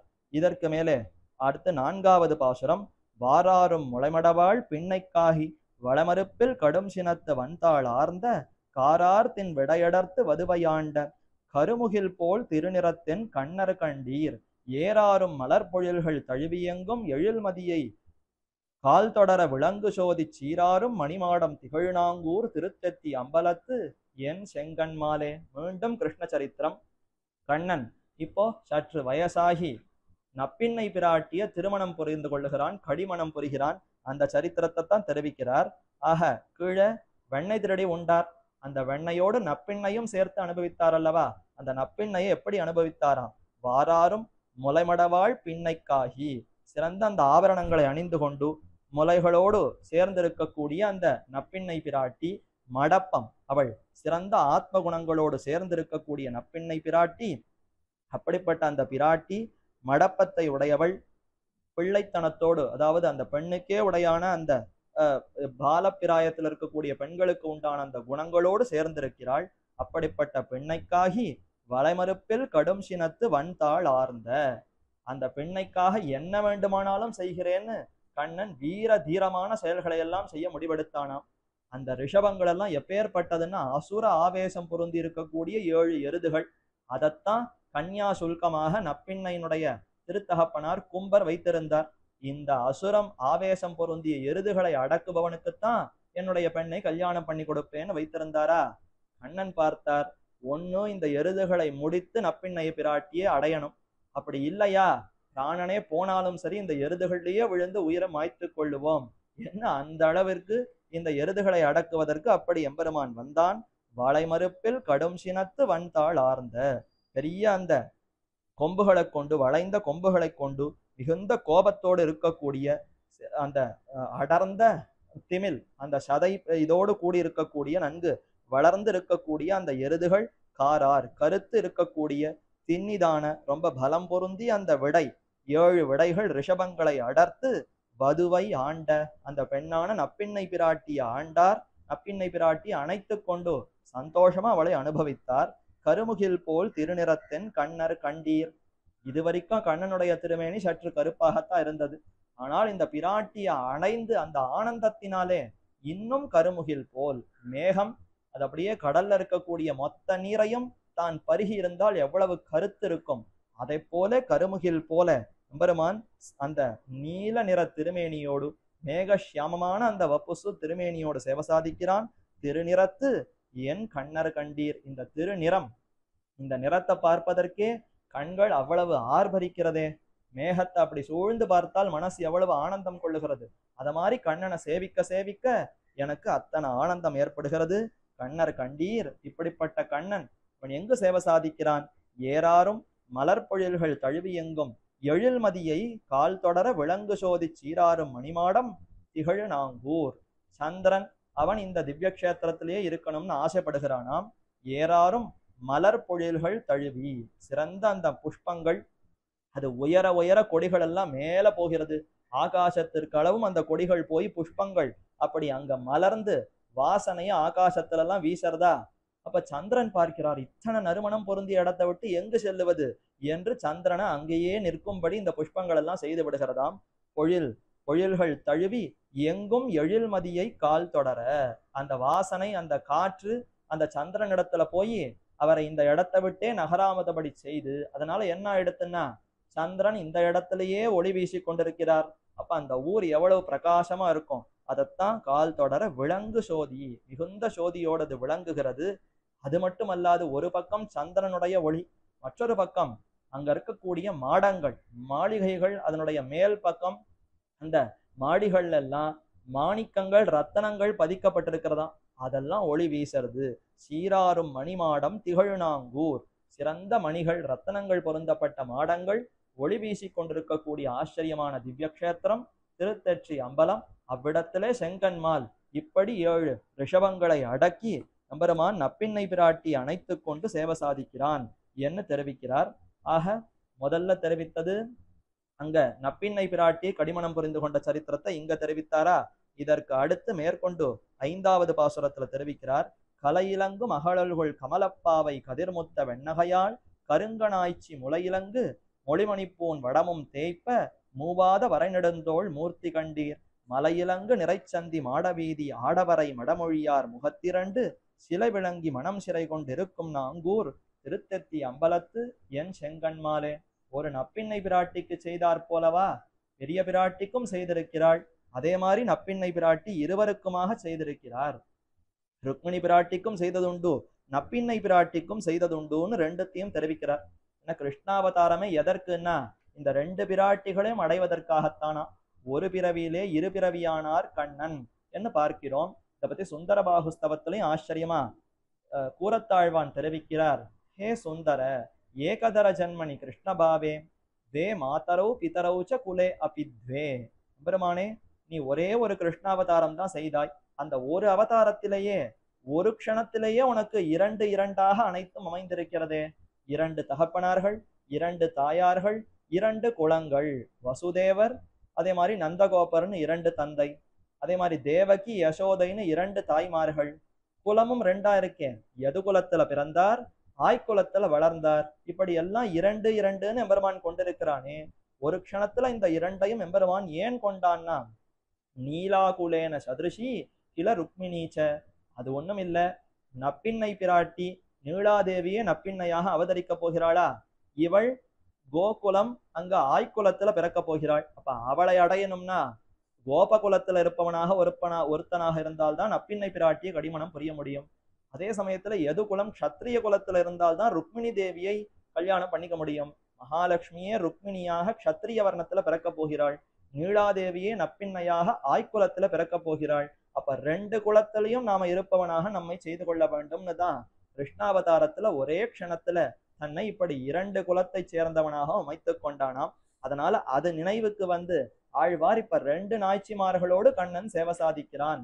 ஒரு பக்கம் ருக்மிணி, மற்றொரு பக்கம் நப்பின்னை பிராட்டின்னு இரண்டையும் சேர்த்து தெரிவிக்கிறார். கலையிலங்கு மகளல்கொள் கமலப்பாவை என்று தெரிவிக்கிறார். அதாவது சிறந்த அந்த ஆத்ம குணங்கள் திருமேனி அழகு கொண்டிருக்கக்கூடிய கலையிலங்கும் அகழல்கொள் கமலப்பாவை. கலையிலங்கும் அகழல்கொள் கமலப்பாவை. மேகலைன்னு இடுப்புல ஒரு ஆபரணத்தை அணிந்து கொண்டிருக்கிறாள். அல்குள் என்றால் இடைப்பிரதேசம். அந்த இடத்துல சாத்தி கொண்டிருக்கக்கூடிய ஒட்டியானம் போன்ற ஒரு திருவாபரணம். அதுல சிறந்த மணிகள் பொருந்தப்பட்டிருக்கிறது. அப்படிப்பட்ட மணிகள் ரத்தனங்கள் போற்று ரொம்ப ஒளி வீசக்கூடிய மேகலை, அதை சாத்தி கொண்டிருக்கிறாளாம் கமலப்பாவை. மகாலட்சுமி தாயார் கமலத்திலே ஆவிர்பவித்தவள். அவள் கிருஷ்ணாவதாரத்துல ருக்மிணியாக அவதரித்தாளா. அந்த கமலப்பாவை கதிர்முத்த வெண்ணகையாள். அவளுடைய பற்கள் எல்லாம் எப்படி இருக்கும்னா முத்து பல்வரிசையாக இருக்கும். நல்ல கடல்ல கிடைக்கக்கூடிய அந்த வெண்முத்துகள் அது எவ்வளவு ஒளி வீசுமோ, எவ்வளவு பிரகாசமாக இருக்குமோ, அதற்போலே நல்ல வெண்மையான பற்கள் கொண்டு அவள் விளங்குகிறாள். கதிர்முத்த வெண்ணகையாள், கருங்க நாய்ச்சி வெண்ணகையாள். சிறந்த அந்த தந்த பங்கி வரிசையாக அந்த முத்து பல்வரிசையோடு பிராட்டி அவ்வளவு ஆச்சரியமா அழகோடு திகழ்கிறாள். கருங்கண் ஆய்ச்சி, கண் பார்த்தா நல்ல கருங்கண், கருமையான திருக்கண்களோடு சேவை சாதிக்கிறாள். கருங்கண் ஆய்ச்சி முலையிலங்கு மொழிமணிப்பூன் வடமும் தேய்ப்ப. கலையிலங்கும் அகழல்கொள் கமலப்பாவை என்ன. இது மகாலட்சுமி தாயார் ருக்மிணி பிராட்டியாக அவதரித்த தெரிவிக்கிறார். கலையிலங்கும் அகழல்குள், அல்குள்ங்கிறது இடைப்பிரதேசம். அந்த இடத்துல மேகலைங்கிற ஆபரணத்தை சாத்தி கொண்டிருக்கிறாள். அது உயர்ந்த ரத்தனங்களாலே செய்யப்பட்ட திருவாபரணமா. அப்ப ஒளி வீசக்கூடிய திருவாபரணத்தை இடையிலே கொண்டிருக்கக்கூடிய கமலப்பாவை ருக்மிணி பிராட்டி மகாலட்சுமி தாயார். அவள் ஒரு பக்கம். கதிர்முத்த வெண்ணகையாள் கருங்கண் ஆய்ச்சி. ஆய்ச்சிங்கிறதுனால அவள் நப்பின்னை பிராட்டி நீலாதேவியினுடைய அம்சமாகவே அவதரித்தவள். அவளுடைய திருமேனி அழகு எப்படி இருக்கிறதுன்னா கருங்கண், கருமையான திருக்கண்கள் கொண்டிருக்கிறாள். நல்ல முத்து பல்வரிசை. அந்த திருப்பல் வரிசை எப்படி அமைந்திருக்கிறதுன்னா சிறந்த வெண்முத்துகள் அது எவ்வளவு ஒளி வீசுமோ அதை போல ஒளி வீசக்கூடிய முத்து பல்வரிசையோடு இருக்கக்கூடிய நப்பின்னை பிராட்டி முலையிலங்கும் ஒளிமணிப்பூன் வடமும் தேய்ப்ப. அவள் தன்னுடைய மார்பிலே நிறைய திருவாபரணங்களை சாத்தி கொண்டிருக்கிறாள். ஒளிமணிப்பூன் வடமும் தேய்ப்ப. ஒரே முத்து வடங்கள், பவழ வடங்கள் இன்னும் நிறைய சரமா திருவாபரணங்களை சாத்தி கொண்டிருக்கிறாளா. இப்போ ஒரு பக்கம் ருக்மிணி நாச்சியார், மற்றொரு பக்கம் நப்பின்னை பிராட்டி. இந்த இருவருமாக பல திருவாபரணங்களோடு சேர்ந்து பெருமானை அணைத்து கொண்டிருக்க, அப்ப பெருமான் எப்படி இருக்கிறார்? மூவாத வரைநெடுந்தோள் மூர்த்தி கண்டீர். இத்தனை திருவாபரணங்களும் வந்து திருமார்பிலே உரச, திருத்தோளிலே உரச, அதனால எந்த விதமான ஒரு கஷ்டமும் இல்லாமல் நல்ல திண்மையான அந்த இளகி பதித்த இளமைக்கு உண்டான அந்த குணங்களோடு கூடின தோளழகோடு எம்பெருமான் சேவை சாதிக்கிறார். மூவாத வரநெடுந்தோள், சற்றும் சலிக்காத, அதற்கு முதிர்வே ஏற்படாத இளமையான அந்த திருத்தோளோடு சேவை சாதிக்கக்கூடிய மூர்த்தி, ஆச்சரியமான திருமேனி கொண்டிருக்கக்கூடிய கண்ணன் இதோ இங்கு சேவை சாதிக்கிறார். மலையிலங்கு நிறைச்சந்தி மாடவீதி ஆடவரை மடமொழியார் முகத்திரண்டு சிலை விளங்கி மனம் சிறை கொண்டிருக்கும் நாங்கூர் திருத்தற்றி அம்பலத்து என் செங்கண்மாலே. இந்த ஊர்ல இருக்கக்கூடிய பெண்கள், பிராட்டிக்கே இத்தனை ஏற்றம் தெரிவிக்கப்பட்டிருக்கிறதுன்னா அந்த பிராட்டியினுடைய அடியவர்கள் தானே இந்த ஊர்ல இருக்கக்கூடிய பெண்கள். அவர்களுக்கெல்லாம் எவ்வளவு அழகு இருக்கிறதுன்னா கண்களே சிறந்த அழகாக இருக்கிறதாம். அதைத்தான் வர்ணிக்கிறார். மலையிலங்கு நிறைச்சந்தி மாடவீதி ஆடவரை மடமொழியார் முகத்திரண்டு. மலைகள் போலே பெரிய வரிசையாக நிறைய கிரகங்கள் அமைந்திருக்கிறது. உயர்ந்து திண்மையாக உறுதியாக கிரகங்கள் அங்கே மாட வீதியில நிறைய அமைந்திருக்கிறது. திருத்தற்றி அம்பலத்து அந்த திவ்ய கஷேத்திரத்துல மாட வீதிகள் எல்லாம் மாளிகைகள் அமைந்திருக்கின்றன. அதற்குள்ளே ஆடவர்கள், நன்கு சிறந்த ஆண்கள் இருக்கிறார்கள்.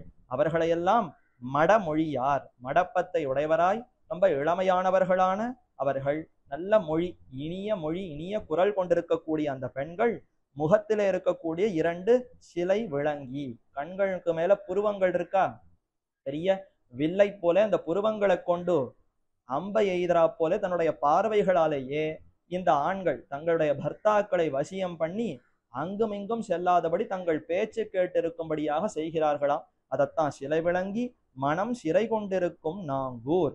அந்த கண்களாலேயே தங்களுடைய பர்த்தாக்களை தவறான காரியங்கள் எதற்கும் செல்லாதபடி, தங்களுடைய இருந்து தர்மத்தை நன்கு நிலைநாட்டும்படி, தர்ம காரியங்களையே செய்யும்படியாக இந்த பெண்கள் எல்லாம் செய்கிறார்கள். சிறை கொண்டு இருக்கும் நாங்கூர். அதனால ஆண்களுடைய மனசு இவர்களாலேயே சிறைப்படுத்தப்பட்டு இருக்கிறதாம். அப்படிப்பட்ட நாங்கூர் திருத்தற்றி அம்பலத்து ஏன் செங்கண்மாலேன்னு தெரிவிக்கிறார். அப்ப பெருமான் பிராட்டியினுடைய அந்த அணைப்பிலே வசப்பட்டு கிடக்கிறான்.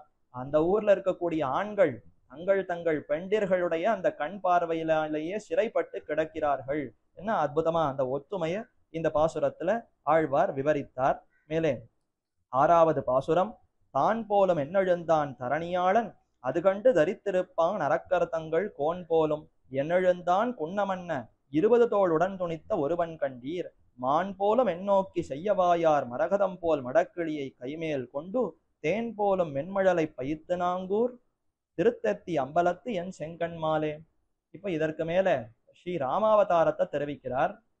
அங்க 2 நாய்ச்சிமார்களுக்கு செய்ததை சொன்னார். அடுத்து இங்க ஒரு நாய்ச்சியான சீதா பிராட்டி, அவளுக்காக இந்த ராமன் என்னென்ன செய்தான் என்ன அந்த விஷயத்தை தெரிவிக்கிறார்.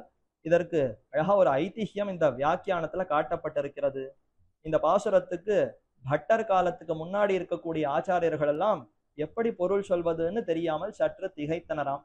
ஆப்பான் திருவழுந்தூர் அரையர் என்ன ஒரு அரையர் சுவாமி, அவரும் மற்றும் உண்டான ஆச்சாரியர்களுமாக சென்று பராசர பட்டர், அவர் ரொம்ப சிறு பிராயம், இளமை பிராயத்துல பால்யத்துல இருந்திருக்கிறார். ஒரு பாலனாக சிறுவனாக இருந்த சமயத்திலேயே இவர் சிறந்த ஞானி, மேதா விலாசம் கொண்டிருப்பவர், இவரிடத்துல இதற்கு அர்த்தம் கேட்கலாம்னு சொல்லி ஆச்சாரியர்கள்லாம் போய் கேட்டார்களாம். தான் போலும் என்னெழுந்தான் தரணியாளன் அது கண்டு தரித்திருப்பான் அரக்கர்த்தங்கள் கோன் போலும் என்னெழுந்தான் புன்னமன்ன 20 தோள் உடன் துணித்த ஒருவன் கண்டீர். 20 தோள் உடன் துணித்த ஒருவன், அவர்தான் ராமன். இப்ப அந்த ராமனை எப்படி இந்த பாசுரத்துல தெரிவிக்கப்பட்டிருக்கிறதுன்னா, தான் போலும் என்னெழுந்தான் தரணியாளன். தரணியாளன் இந்த தரணி பூமி, இதற்குள்ளே ஒரு அயோத்திக்கு அரசனாக இருக்கக்கூடிய ராமன், அவன் இப்போ தான் போலும் என்னெழுந்தான், நான் தான் இங்க அரசன் என்று தான் எழுந்து விட்டானா ராமன். அப்படி எழுந்ததை பார்த்து அரக்கர்தங்கள் கோன் போலும் அது கண்டு தரித்திருப்பான் அரக்கர்தங்கள் கோன் போலும். இது அரக்கர் கோன்னா ராவணன். அந்த ராவணன் எப்படி இருக்கிறான்னா, இப்படி அந்த ராமன் நாட்டுல இருக்கக்கூடாது, காட்டுல தான் வாழ வேண்டும்னு ராஜ்யம் இல்லைன்னு துரத்தப்பட்ட அந்த ராமன், நான் தான் இந்த பூமிக்கே அரசன் என்று அவன் எழுந்து கொண்டு வந்து விட்டால் அதை கண்டு நான் தரித்திருப்பேனா என்ன என்ன ராவணன் கர்வத்தோடு சொல்லுகிறானாம். அது கண்டு தரித்திருப்பான் அரக்கர் தங்கள் கோன் போலும் என்று. இப்படி ராவணன் அப்படி இருக்கிறான். இப்படிப்பட்ட ராவணனை அந்த ராமன் முடித்தான் என்ன ஆழ்வார் தெரிவிக்கிறார். ஆனா இது ஆழ்வாருடைய வார்த்தையில இப்படி வரலாமோ? தான் போலும் என்னெழுந்தான் தரணியாளன்னா உண்மையில் இவன் தரணியாளன் இல்லை, ஆனாலும் தான் தான் தரணியாளன் போலும் என்னெழுந்தான் என்ன நாமே சொல்லுவோமா? ஆழ்வார் இப்படி சொல்லுவாரா? பெருமாள் தான் எப்பொழுதும் தரணியாளன், அவர்தான் இந்த மகா பிருத்திவி பூவுலகம் என்ன நித்திய விபூதி லீலா விபூதி அனைத்தையும் ஆளுபவர் அவர்தான். ஆனா அவர் போய் தான் உண்மையில் தரணியாளன் அல்ல, ஆனால் தான் தான் இந்த லோகத்துக்கெல்லாம் அரசன் என்று நினைத்து கொண்டு எழுந்தார்னு ஆழ்வார் வாக்கில இப்படி வருமா? இப்ப ராமனை இப்படி வர்ணித்திருப்பதுங்கிறது பொருத்தமா இல்லையே. ஆனா ராமனைத்தான் இப்படி வர்ணிக்கிறார், ஏன்னா அவரைத்தான் மேலே தோள் துணித்த ஒருவன்னு காட்டுகிறார். அப்ப இதை எப்படி அர்த்தம் பண்ணுவது என்ன இந்த சந்தேகத்தை போய் பராசர பட்டரிடத்துல கேட்க அவர் விடை சாதித்தாராம். இந்த ஐதிஹ்யத்தை காஞ்சி பிரதிபாதி பயங்கரம் அண்ணங்கராச்சாரியர் சுவாமி அற்புதமாக விவரிப்பார். என்ன மண்டயம் அனந்தான் பிள்ளை ஸ்ரீமத் வேதமார்க்க பிரதிஷ்டாபனாச்சாரிய வேங்கட கிருஷ்ணமாச்சாரிய சுவாமி அவரும் இதை பத்தி ஆச்சரியமா விவரித்திருக்கிறார். தம்முடைய ஆச்சாரியர் இப்படி நிர்வகிப்பார். பராசர பட்டர் இதை கேட்ட உடனே மீண்டும் ஒரு தடவை இயலை சொல்லும் என்று சொன்னாராம். ஒரு தடவை இன்னொரு தடவை பாசுரத்தை சொல்லி காட்டுங்கள் என்று சொன்னார். அப்ப அதிலிருந்து என்ன தெரிய வருகிறதுன்னா, இன்னும் பாசுரங்களை முழுமையாக அவர் சந்தை சொல்லி கொண்டு அவர் நொற்று பண்ணாத அந்த சமயமா, ரொம்ப இளம் பிராயம் பாலனாக இருக்கக்கூடிய சமயத்திலேயே அவரிடத்துல சந்தேகத்தை கேட்டிருக்கிறார்கள். பாசுரமே இன்னும் நொற்று ஆகல, அதற்கு முன்னாடியே சந்தேகம் கேட்டதுனால இன்னும் ஒரு தடவை பாசுரத்தை சொல்லும் என்று சொல்லி அதுக்கப்புறம் விடை சாதித்தாராம். கேட்ட உடனே சொல்லிட்டார், இது ராவணன் வார்த்தை. ஆழ்வார் ராவணன் வார்த்தைய தான் அப்படியே மீண்டும் மேற்கோளாக காட்டுகிறார்னு கொள்ளணும். ஆழ்வார் தம்முடைய வார்த்தையால சொல்லுகிறார்னு எடுத்துக்கூடாதான். இப்ப ஆழ்வார் இந்த பாசுரத்துல முதல்ல சொல்லக்கூடிய இந்த வார்த்தைகளை எல்லாம் ராவணன் இப்படி நினைத்து கொண்டு சொல்லுகிறான்னு தம் பாசுரத்துல தெரிவிக்கிறார். ராவணன் என்ன நினைக்கிறான்? தான் போலும் என்னெழுந்தான் தரணியாளன். உண்மையில் இவன் தரணியாளனே இல்லை, ஒரு சிறிய அயோத்திக்கு அரசன், அது கூட இந்த ராஜ்யம் உனக்கு இல்லைன்னு துரத்தப்பட்டவன். அவன் போய் நான் தான் இந்த பூமிக்கே அரசன் என்று கொண்டு எழுந்திருக்கிறான். அதை பார்த்து நான் இன்னும் தரணியில, அதாவது அதை கண்டு தரித்திருப்பேனா என்ன? நான் எவ்வளவு பெரியவன், மூவுலகங்களுக்கும் அதிபதி, அரக்கர் தங்கள் கோன், ராட்சசர்களுக்கெல்லாம் தலைவனா இருக்கக்கூடிய நான் போய் இப்படி ஒரு சிறு அற்ப மனுஷன், நான் ராட்சசனுக்கெல்லாம் தலைவன், அவன் மனுஷ குலத்துல சேர்ந்தவன், ஒரு அயோத்திக்கு அரசன், அதையும் இழந்தவன், அவன் போய் நான் தான் அரசன்னு எழுந்து வந்து விட்டால் இதை கண்டு நான் தரித்திருப்பேனா என்ன? என்ன ராவணன் அவ்வளவு அகங்காரத்தோடு இருந்தானா? அப்படிப்பட்ட அகங்காரத்தோடு இருந்த ராவணனை 20 தோள் உடன் துணித்த ஒருவன் கண்டீர். இவ்வளவு அகங்காரத்தோடு ராவணன் சொன்ன வார்த்தையை கேட்டு இன்றே அவனை முடிக்கிறேன் என்று கோபம் கொண்டவனாய் அந்த ராவணனை யுத்தத்தில ஒன்றுமில்லாதவனாக ஆக்கி அவனை வீழ்த்தினாரா? தோளையெல்லாம் வெட்டி வீழ்த்தினார், அவனுடைய பிராணனையே போக்கினார். அப்படிப்பட்ட ஒருவன், இவனுக்கு சாமானவன் மற்றவன் இல்லை. அப்ப ஒப்பற்றவன் நிகரற்றவன் ராமன். அவனை எங்கு சேவிக்கலாம்? இதோ இந்த க்ஷேத்திரத்துல சேவிக்கலாம். இது எப்படிப்பட்ட அழகோடு கூடியிருக்கிறது! மான் போலும் மென்னோக்கி செய்யவாயார் மரகதம் போல் மடக்கிளியை கைமேல் கொண்டு. அழகா அந்த ஊர்ல இருக்கக்கூடிய சிறு பெண்கள் மானை போன்ற மருண்ட கண்கள் கொண்டிருக்கிறார்கள்.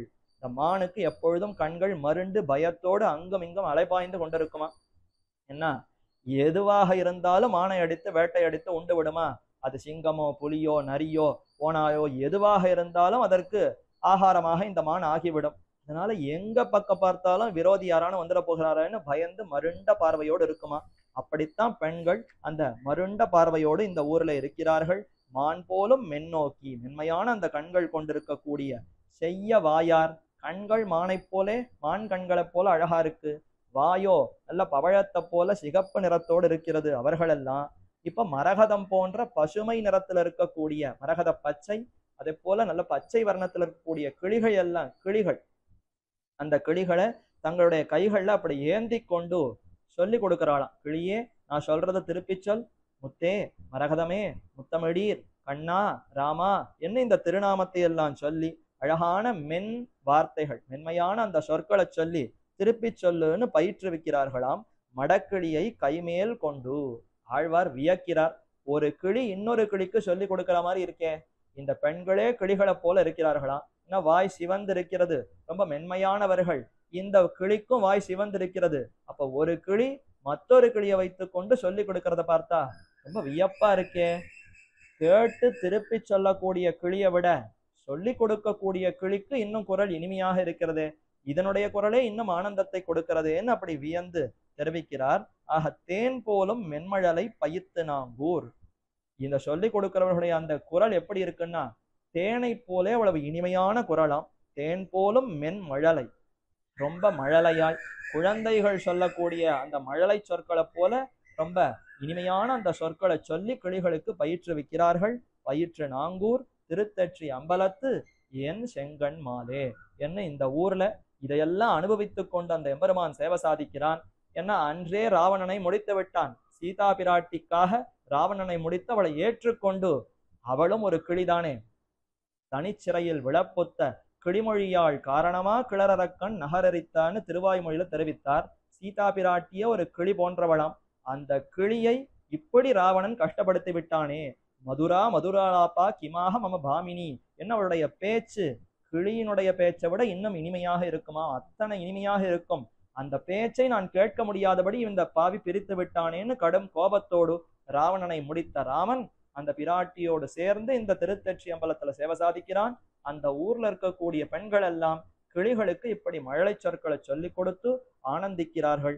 இதை பார்த்து எம்பெருமானும் ஆனந்திக்கிறான் என்று இந்த பாசுரத்தில் அற்புதமாக விவரித்தார்.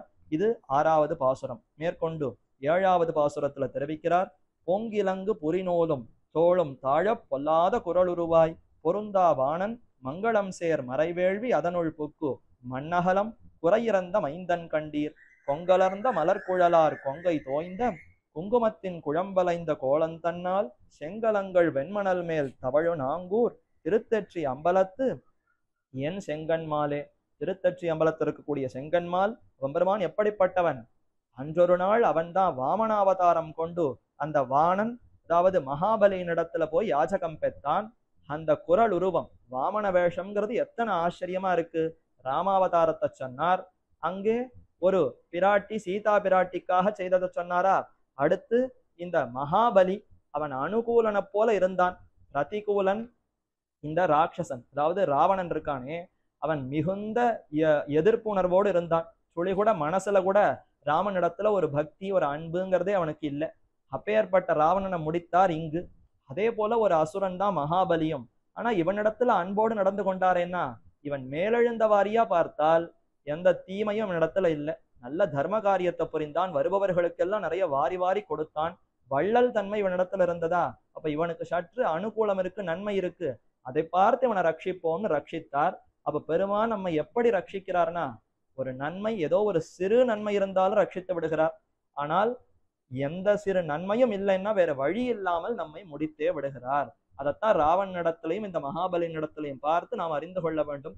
மகாபலியினிடத்துல வாமனனாக சென்றார். பொங்கிலங்கு புரிநூலும், ரொம்ப அழகான வெண்ணிறம் கொண்டிருக்கக்கூடிய அழகான உயர்ந்த பூநூலை எம்பெருமான் சாத்தி கொண்டிருக்கிறார். பொங்கிலங்கு புரிநூலும், அந்த பூநூல் எப்படி சாஸ்திரத்துல சொல்லப்பட்டிருக்கோ அந்த முறைப்படி இருக்கணும். இத்தனை நீளம் இருக்கணும், இத்தனை முறுக்குகள் அதுல முறுக்கி இருக்க வேண்டும் எல்லாம் உபவீதத்துக்கு லட்சணங்கள் சொல்லப்பட்டிருக்கிறது. அந்த உபவீதம் அந்த பூநூலோடு பெருமான் சேவை சாதித்தானாம். புரிநூலும் தோளும், அந்த பூனலே அப்படியே மனசை மயக்குகிறது. அது இருக்கக்கூடிய எம்பெருமானுடைய தோள் அழகு அதை விட இன்னும் ஆச்சரியமா நம்மை இழுக்கிறது. இந்த இடத்துல தோளும்னு சொன்னது மான் தோல். பொங்கிலங்கு புரிநூலும் மான் தோளும், பிரம்மச்சாரிகள் இடுப்புல மான் தோலை கட்டி கொண்டிருக்க வேண்டும்.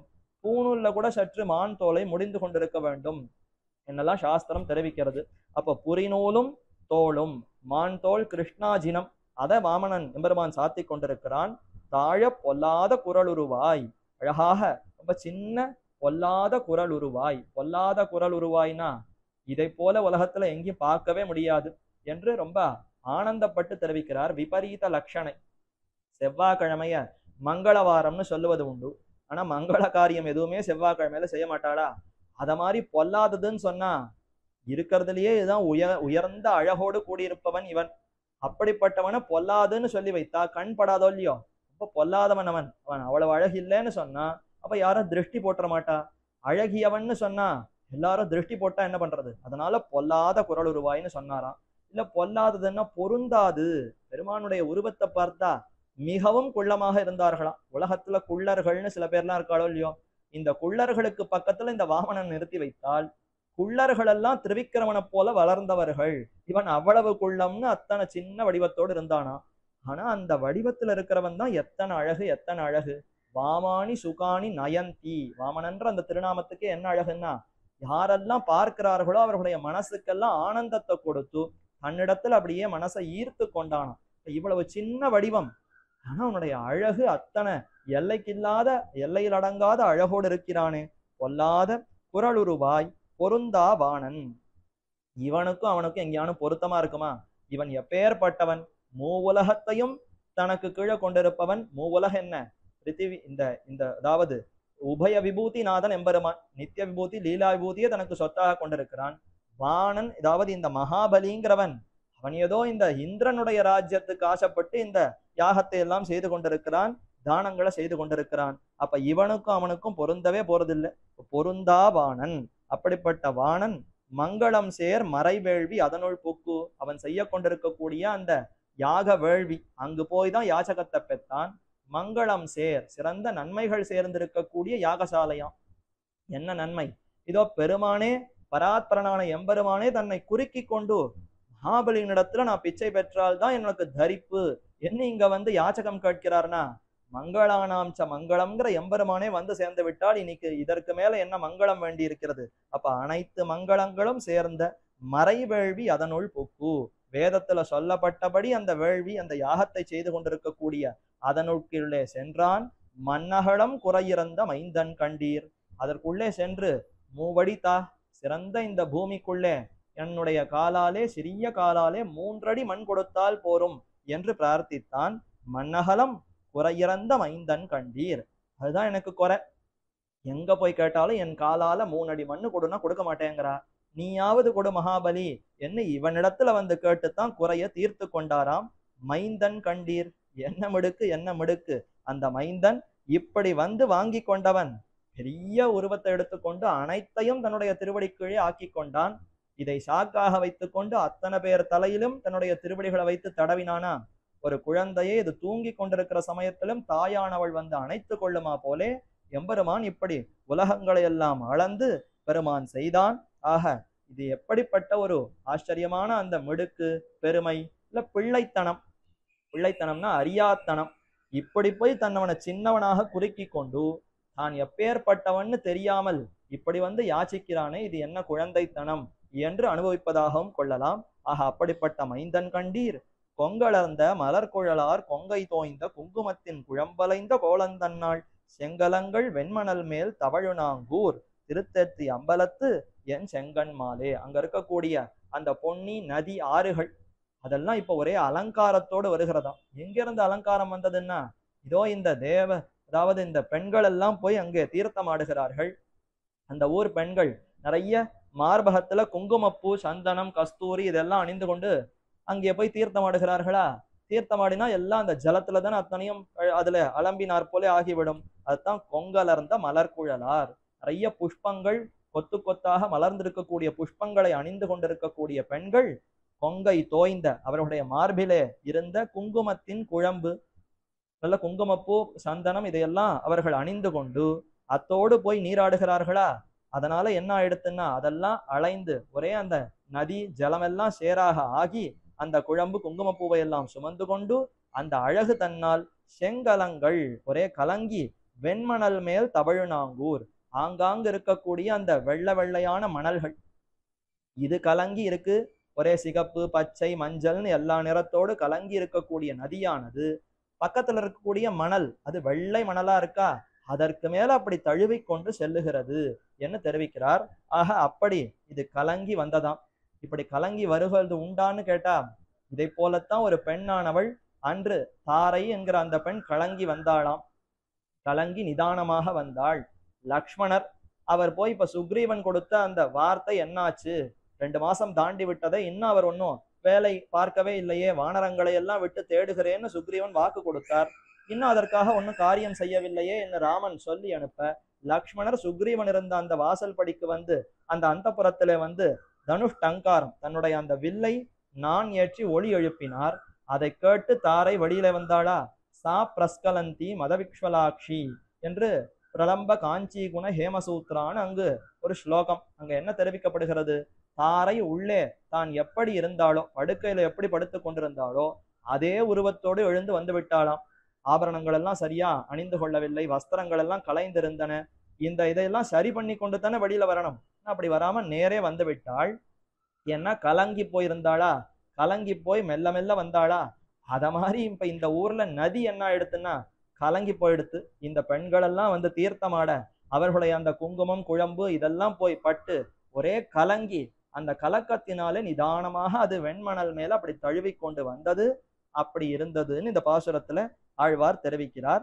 ஆக செங்கலங்கள் வெண்மணல் மேல் தவழுநாங்கூர் திருத்தெத்தி அம்பலத்து என் செங்கன்மாலே என்ன எம்பெருமான் வாமனாவதாரமாக சென்று பிக்ஷுவாக சென்று அந்த மகாபலியினிடத்துல யாச்சித்து இப்படியெல்லாம் அடியவர்களுக்கு ரட்சணம் புரிந்திருக்கிறான் அதை தெரிவித்தார். மேலே 8வது பாசுரம். சிலம்பினிடை சிறுபரல் போல் பெரிய மேரு கணகணப்ப. மேலே 8வது பாசுரம்.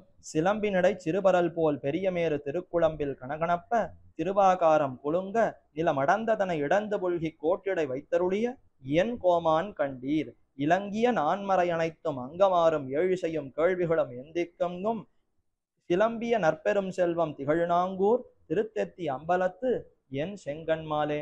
முக்கியமான பாசுரம். திரு வராக பெருமாள் கோலவராக பெருமானாக எம்பெருமான் அவதரித்தாரே, இந்த க்ஷேத்திரத்துக்கும் அதற்கும் மிகுந்த தொடர்பு உண்டுன்னு ஏற்கனவே பார்த்தோம்.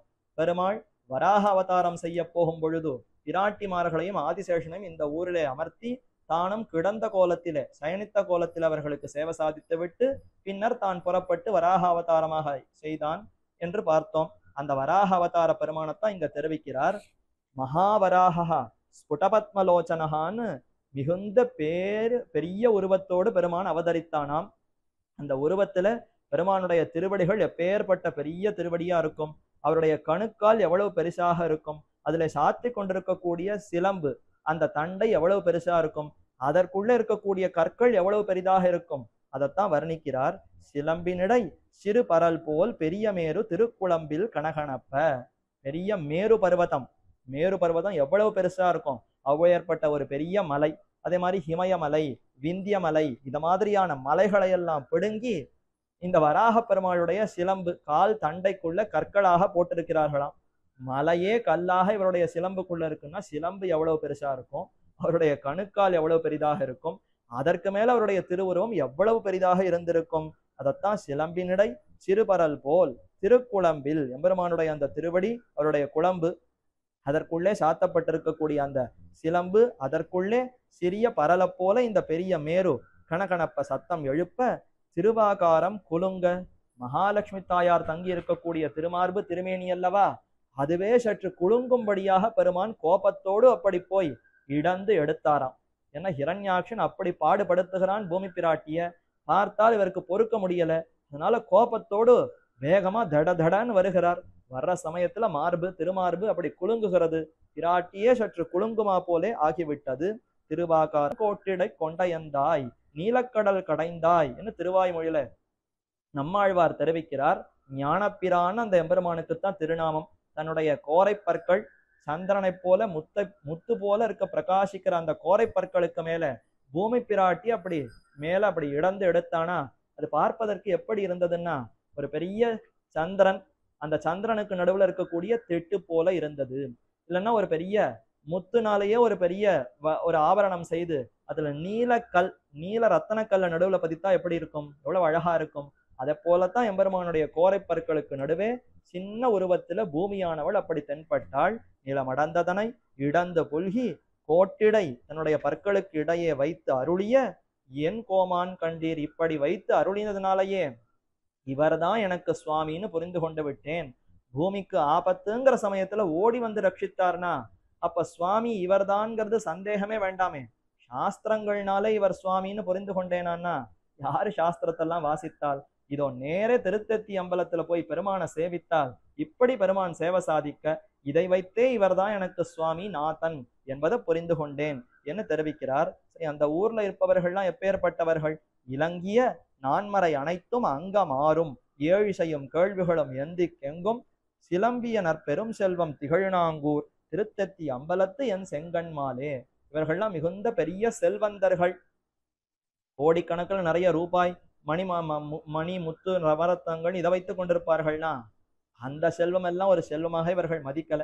பெரும் செல்வம்னு எதை தெரிவிக்கிறார், சிறந்த சாஸ்திரங்கள் அனைத்தையும் நன்கு கற்று அதுல எப்படி சொல்லப்பட்டிருக்கிறதோ அப்படி வாழ்கிறார்களாம்.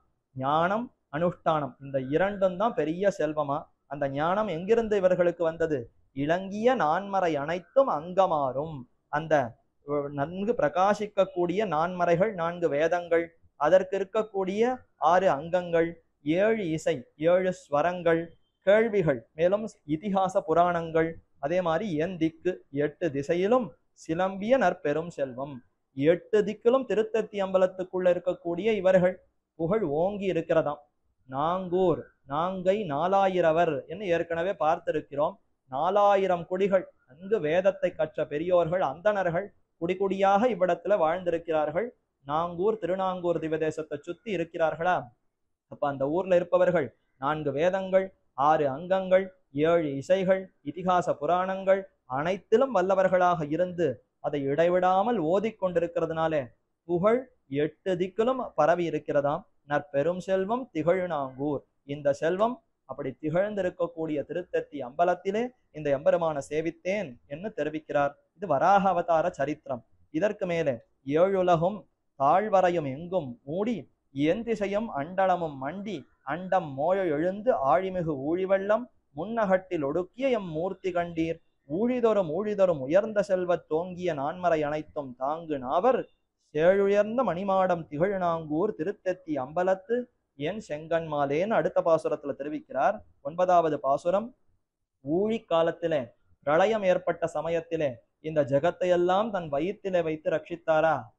பூமிக்கு ஆபத்துன்னா வராக அவதாரம் எடுத்து கோட்டிடை வைத்தருடைய கோமான். இப்போ பிரளயத்தின் பொழுது பூமிக்கு மட்டும் இல்ல, அத்தனை ஜீவராசிகளுக்குமே ஆபத்து. எல்லா உலகங்கள், எல்லா ஜகத்து முழுக்க ஆபத்தா? மொத்த பேரையும் தன் வயிற்றில வைத்து ரட்சித்தான். அதைத்தான் தெரிவிக்கிறார்.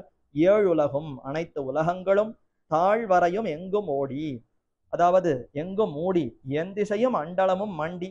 அந்த நீர் எப்படி பெருகிறதுன்னா, மலைகள் எவ்வளவு இருக்கு? 7 உலகங்கள், அங்க இருக்கக்கூடிய பெரிய பெரிய மலைகள், அந்த மலைகளையெல்லாம் தாண்டி இன்னும் உயர இந்த நீர் பெருகிறதாம். தாழ்வரையும் எங்கும் மூடி என் திசையும் அண்டலமும் மண்டி அண்டம் மோய எழுந்து. மோழைனா ஒரு பெரிய ஊற்று போல இந்த ஜலம் பெருகிறது. சமுத்திர ஜலம், எங்க பார்த்தாலும் வெறும் சமுத்திரம் தான் கண்ணுக்கு தெரியறதாம். மலை இருந்ததே, மற்ற நிலம் இருந்ததே, ஆகாசம் இருந்தது, இதெல்லாம் எங்க இருக்குன்னா எல்லாம் தெரியல. எல்லாம் அண்ட மூடி அத்தனையும் இந்த ஜலமே சூழ்ந்து கொண்டிருக்கிறது. மோய எழுந்து ஆழிமிகு மூழி வெள்ளம், பெரிய வெள்ளமாக இது பரவி முன்னகட்டில் ஒடுக்கிய எம் மூர்த்தி கண்டீர். அந்த சமயத்துல என்ன செய்தார் எம்பெருமான்? இப்படி ஜகத்தே பிரளய ஆபத்துல சூழ்ந்து கிடக்க ஒருத்தர் மிச்சம் இல்லாமல் அனைவரையும் தன் அகட்டில், தன் வயிற்றுல ஒரு மூலையில அடக்கினாராம். அதத்தான் முன்னகட்டில் ஒடுக்கிய எம் மூர்த்தி கண்டீர். தம்முடைய அந்த உயர்ந்த திருமேனியில ஒரு இடத்துல அப்படி ஒடுக்கி அடக்கி வைத்தார். ஊழிதொரும் ஊழிதொரும் உயர்ந்த செல்வத் தோங்கிய நான்மறை அனைத்தும் தாங்கு நாவர். அப்படிப்பட்ட மூர்த்தி அன்று பிரளய காலத்துல ரட்சித்தானே, அவன் இங்கு எங்கு சேவை சாதிக்கிறான்? திருத்தற்றி அம்பலத்திலே. அவ்வூர்ல இருக்கக்கூடியவர்கள் எப்பேற்பட்டவர்கள்? அதை தெரிவிக்கிறார். ஊழிதொரும் ஊழிதொரும் உயர்ந்த செல்வம். போன பாசுரத்துல பெரும் செல்வம் 8 திக்கும் எங்கும் பரவி இருக்கிறதுன்னு சொன்னாரா? இப்ப தெரிவிக்கிறார் அந்த நான்மறைகள் எப்படிப்பட்டது? அவர்களாலே பயிற்றக்கூடிய சொல்லிக் கொண்டிருக்கக்கூடிய அந்த வேதங்கள் எத்தனை காலம் ஆனாலும் ஊழிதொரும் ஊழிதொரும் உயர்ந்த செல்வத்து ஓங்கிய நான்மறை அனைத்தும் தாங்கு நாவர். எத்தனை காலம் ஆனாலும் அந்த நான்மறைகளுக்கு எந்த ஆபத்தும் இல்லை, அது நன்றாக இருக்கிறது. காலம் செல்ல செல்ல அது அந்த தர்மம் குறையாமல், நான்மறைகள் அந்த தர்மம் குறையாதபடி இந்த எல்லா காலத்திலும் பரவி இருக்குமாம். திருத்தற்றி அம்பலம் அந்த ஊர்ல என்ன பெருமைனா, இப்ப கலியுகம் தானே, ஆனா அந்த ஊர்ல கிருத்தயுகமாகத்தான் இருக்குமா. இதற்கு ஒரு பிரமாணம் காட்டப்படுகிறது. கலியுகத்திலேயே கலவு கிருத்தயுகம் தஸ்ய என்று. கலியுகத்திலே இது என்ன கிருத்தயுகமா? இப்படி வேதங்கள் தர்மங்கள் எல்லாம் நன்றாக விளங்கி நிற்கிறதே என்ன கொண்டாடும்படியாக நான்மறைகள் அந்த ஊர்ல எத்தனை காலம் ஆனாலும் ஊழிதொரும் ஊழிதொரும் உயர்ந்த செல்வமாகவே இருக்கும். ஓங்கிய நான்மறை அனைத்தும் தாங்குனாவர். அப்படி தங்களுடைய வாக்கிலே நாக்கிலே இந்த வேதங்களை நன்றாக தாங்கிக் கொண்டு அதை இடைவிடாமல் எப்பொழுதும் ஓதிக்கொண்டிருக்கிறார்கள். அவர்கள் செழுயர்ந்த மணிமாடம் திகழ்நாங்கூர். அவர்கள் இருக்கக்கூடிய உயர்ந்த மாடங்கள், வானை ஆகாசத்தை முட்டக்கூடிய சிறந்த மாட மாளிகைகளோடு திகழக்கூடிய நாங்கூர் திருத்தத்தி அம்பலத்து என் செங்கன்மாலே என்று தெரிவிக்கிறார். இப்படி எம்பெருமான் பிரளய ஆபத்தில் ரட்சித்தான்கிறது எங்கு தெரிந்து கொண்டோம்னா, வேதங்கள் அனைத்தும் இப்படித்தான் கூறுகிறதுன்னு அந்த ஊர்ல இருப்பவர்களே தெரிவிக்கிறார்களே. வேதங்கள் எல்லாம் இப்படித்தான் தெரிவிக்கிறது. அதனாலதான் அப்படிப்பட்ட எம்பெருமானுடைய அருளாலத்தான் கலியுகத்துல கூட கிருத்தயுகத்தை போல செழுமையாக இருக்கிறோம்னு அந்த ஊர்க்காரர்கள் அப்படி இருக்கிறார்கள். அப்படிப்பட்ட ஊரிலே பெருமான் சேவை சாதிக்கிறான் என்று சொல்லி மேலே இறுதியாக 10வது பாசுரம், சீரணிந்த மணிமாடம் திகழ் நாங்கூர் கூரணிந்த மேலே 10வது பாசுரம், சீரணிந்த மணிமாடம் திகழ்நாங்கூர் திருத்தெத்தி அம்பலத்தன் செங்கண்மாலை கூரணிந்த வேல்வளவன் ஆளிநாடன் கொடிமாட மங்கையருகோன் குறையலாளி பாரணிந்த தொல்புகழான் கலியன் சொன்ன பாமாலை இவை ஐந்தும் வல்லார் சீரணிந்த உலகத்து மன்னராகி சேன் விசும்பில் வானவராய் திகழ்வர் தாமே என்று தெரிவிக்கிறார். 10 பாசுரங்கள். இந்த 10ல 5 பிரித்து கொள்ள வேண்டுமாம். முதல் 5 பாசுரங்கள் கிருஷ்ணாவதாரம், அடுத்த 5 பாசுரங்கள் ராமன், வராகன், வாமனன், அதே போல வயிற்றுல அடக்கி பிரளய காலத்துல அனைத்தையும் வயிற்றுல அடக்கின எம்பெருமான் மற்ற அவதாரங்களை பத்தி தெரிவித்தார். அப்ப முதல் 5 பாசுரங்கள் கண்ணனுக்கு, அடுத்த 5 பாசுரங்கள் மற்ற அவதாரத்துக்கு. அதைத்தான் 5 திருமங்கையாழ்வாரே பிரித்தார். அதை அருளி செய்தவர் யார்? எந்த ஊர்ல இருக்கக்கூடிய எம்பெருமானுக்கு இந்த பாசுரங்கள்? சீரணிந்த மணிமாடம் திகழ்நாங்கூர் திருத்தெத்தி அம்பலத்து என் செங்கன் மாலை, எனக்கு சுவாமியா இருப்பவர், என்னுடைய செங்கன்மால் புண்டரீகாட்சனான எம்பெருமான், அவர் எழுந்தருள் இருப்பது திருத்தெற்றி அம்பலம்ங்கிற க்ஷேத்திரம். அங்கே நல்ல மாடங்கள் சூழ்ந்திருக்கிறதாம். பெருமை கொண்டிருக்கக்கூடிய விலையுயர்ந்த ரத்னங்கள் அணிந்து மணி மாடங்களாக இருக்கக்கூடிய அந்த ஊர், எங்கு பார்த்தாலும் மாடங்கள் சூழ்ந்திருக்கக்கூடிய திருநாங்கூர், அதற்குள்ளே திருத்தெற்றி அம்பலம், அங்கு என்னுடைய செங்கன்மால் சேவை சாதிக்கிறார். அவரை பற்றி கூரணிந்த வேல்வளவன், கூர்மையான வேலை கையிலே பிடித்து கொண்டிருக்கக்கூடிய திருமங்கை ஆழ்வார், தாம் எப்பொழுதும் வேலோடு அனைத்த வேலும் தொழுத கையும்னு தானே சேவை சாதிக்கிறார். அப்படிப்பட்ட வேல் வளவன், வேலை செலுத்தக்கூடிய சாமர்த்தியம் கொண்டிருக்கக்கூடிய திருமங்கையாழ்வார் ஆளி நாடன், திருவாளிங்கிற நாட்டுக்கு அரசன், இவர்தான் அதை நிர்வகிக்கிறாராம். திருவாலிக்கு அரசன்.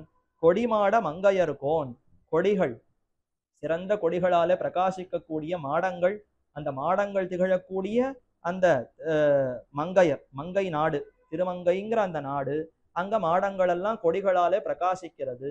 அந்த திருமங்கை நாட்டுக்கும் இவர் தான் அரசர், ஆளி நாட்டுக்கும் அரசர்.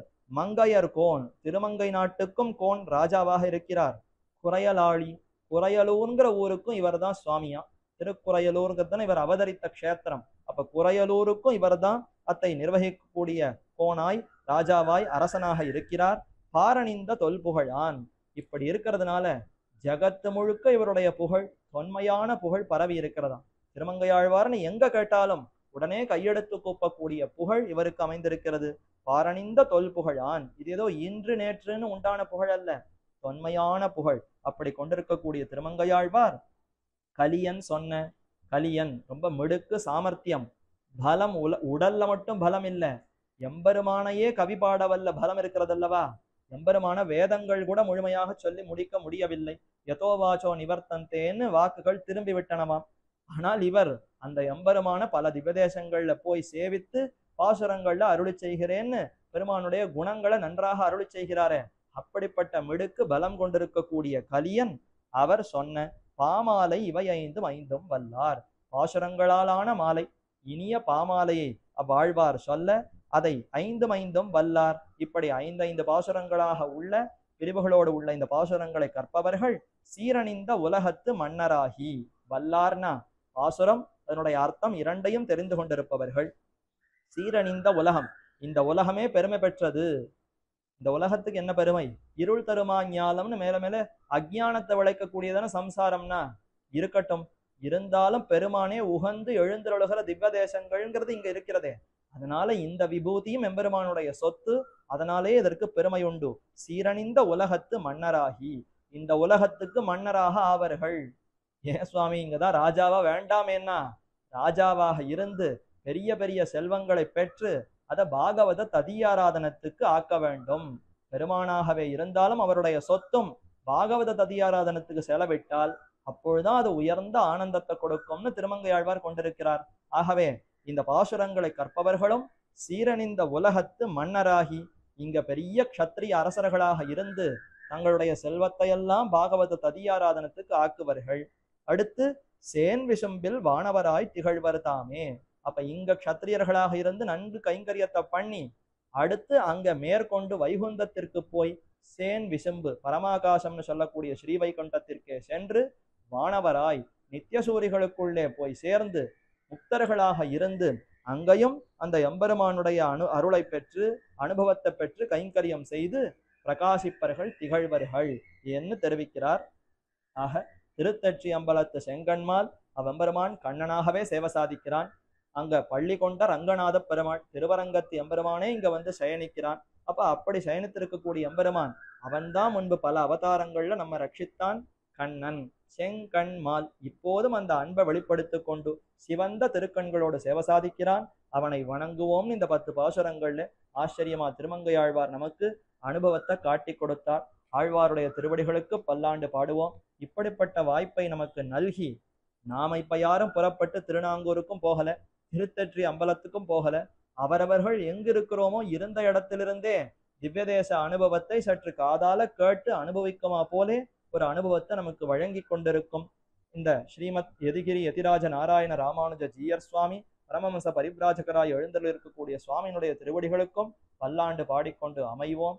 பிருந்தாரண்ய நிவாசாய பலராமானுஜாயச்ச ருக்மிணி பிராணநாதாய பார்த்தசூதாய மங்களம்.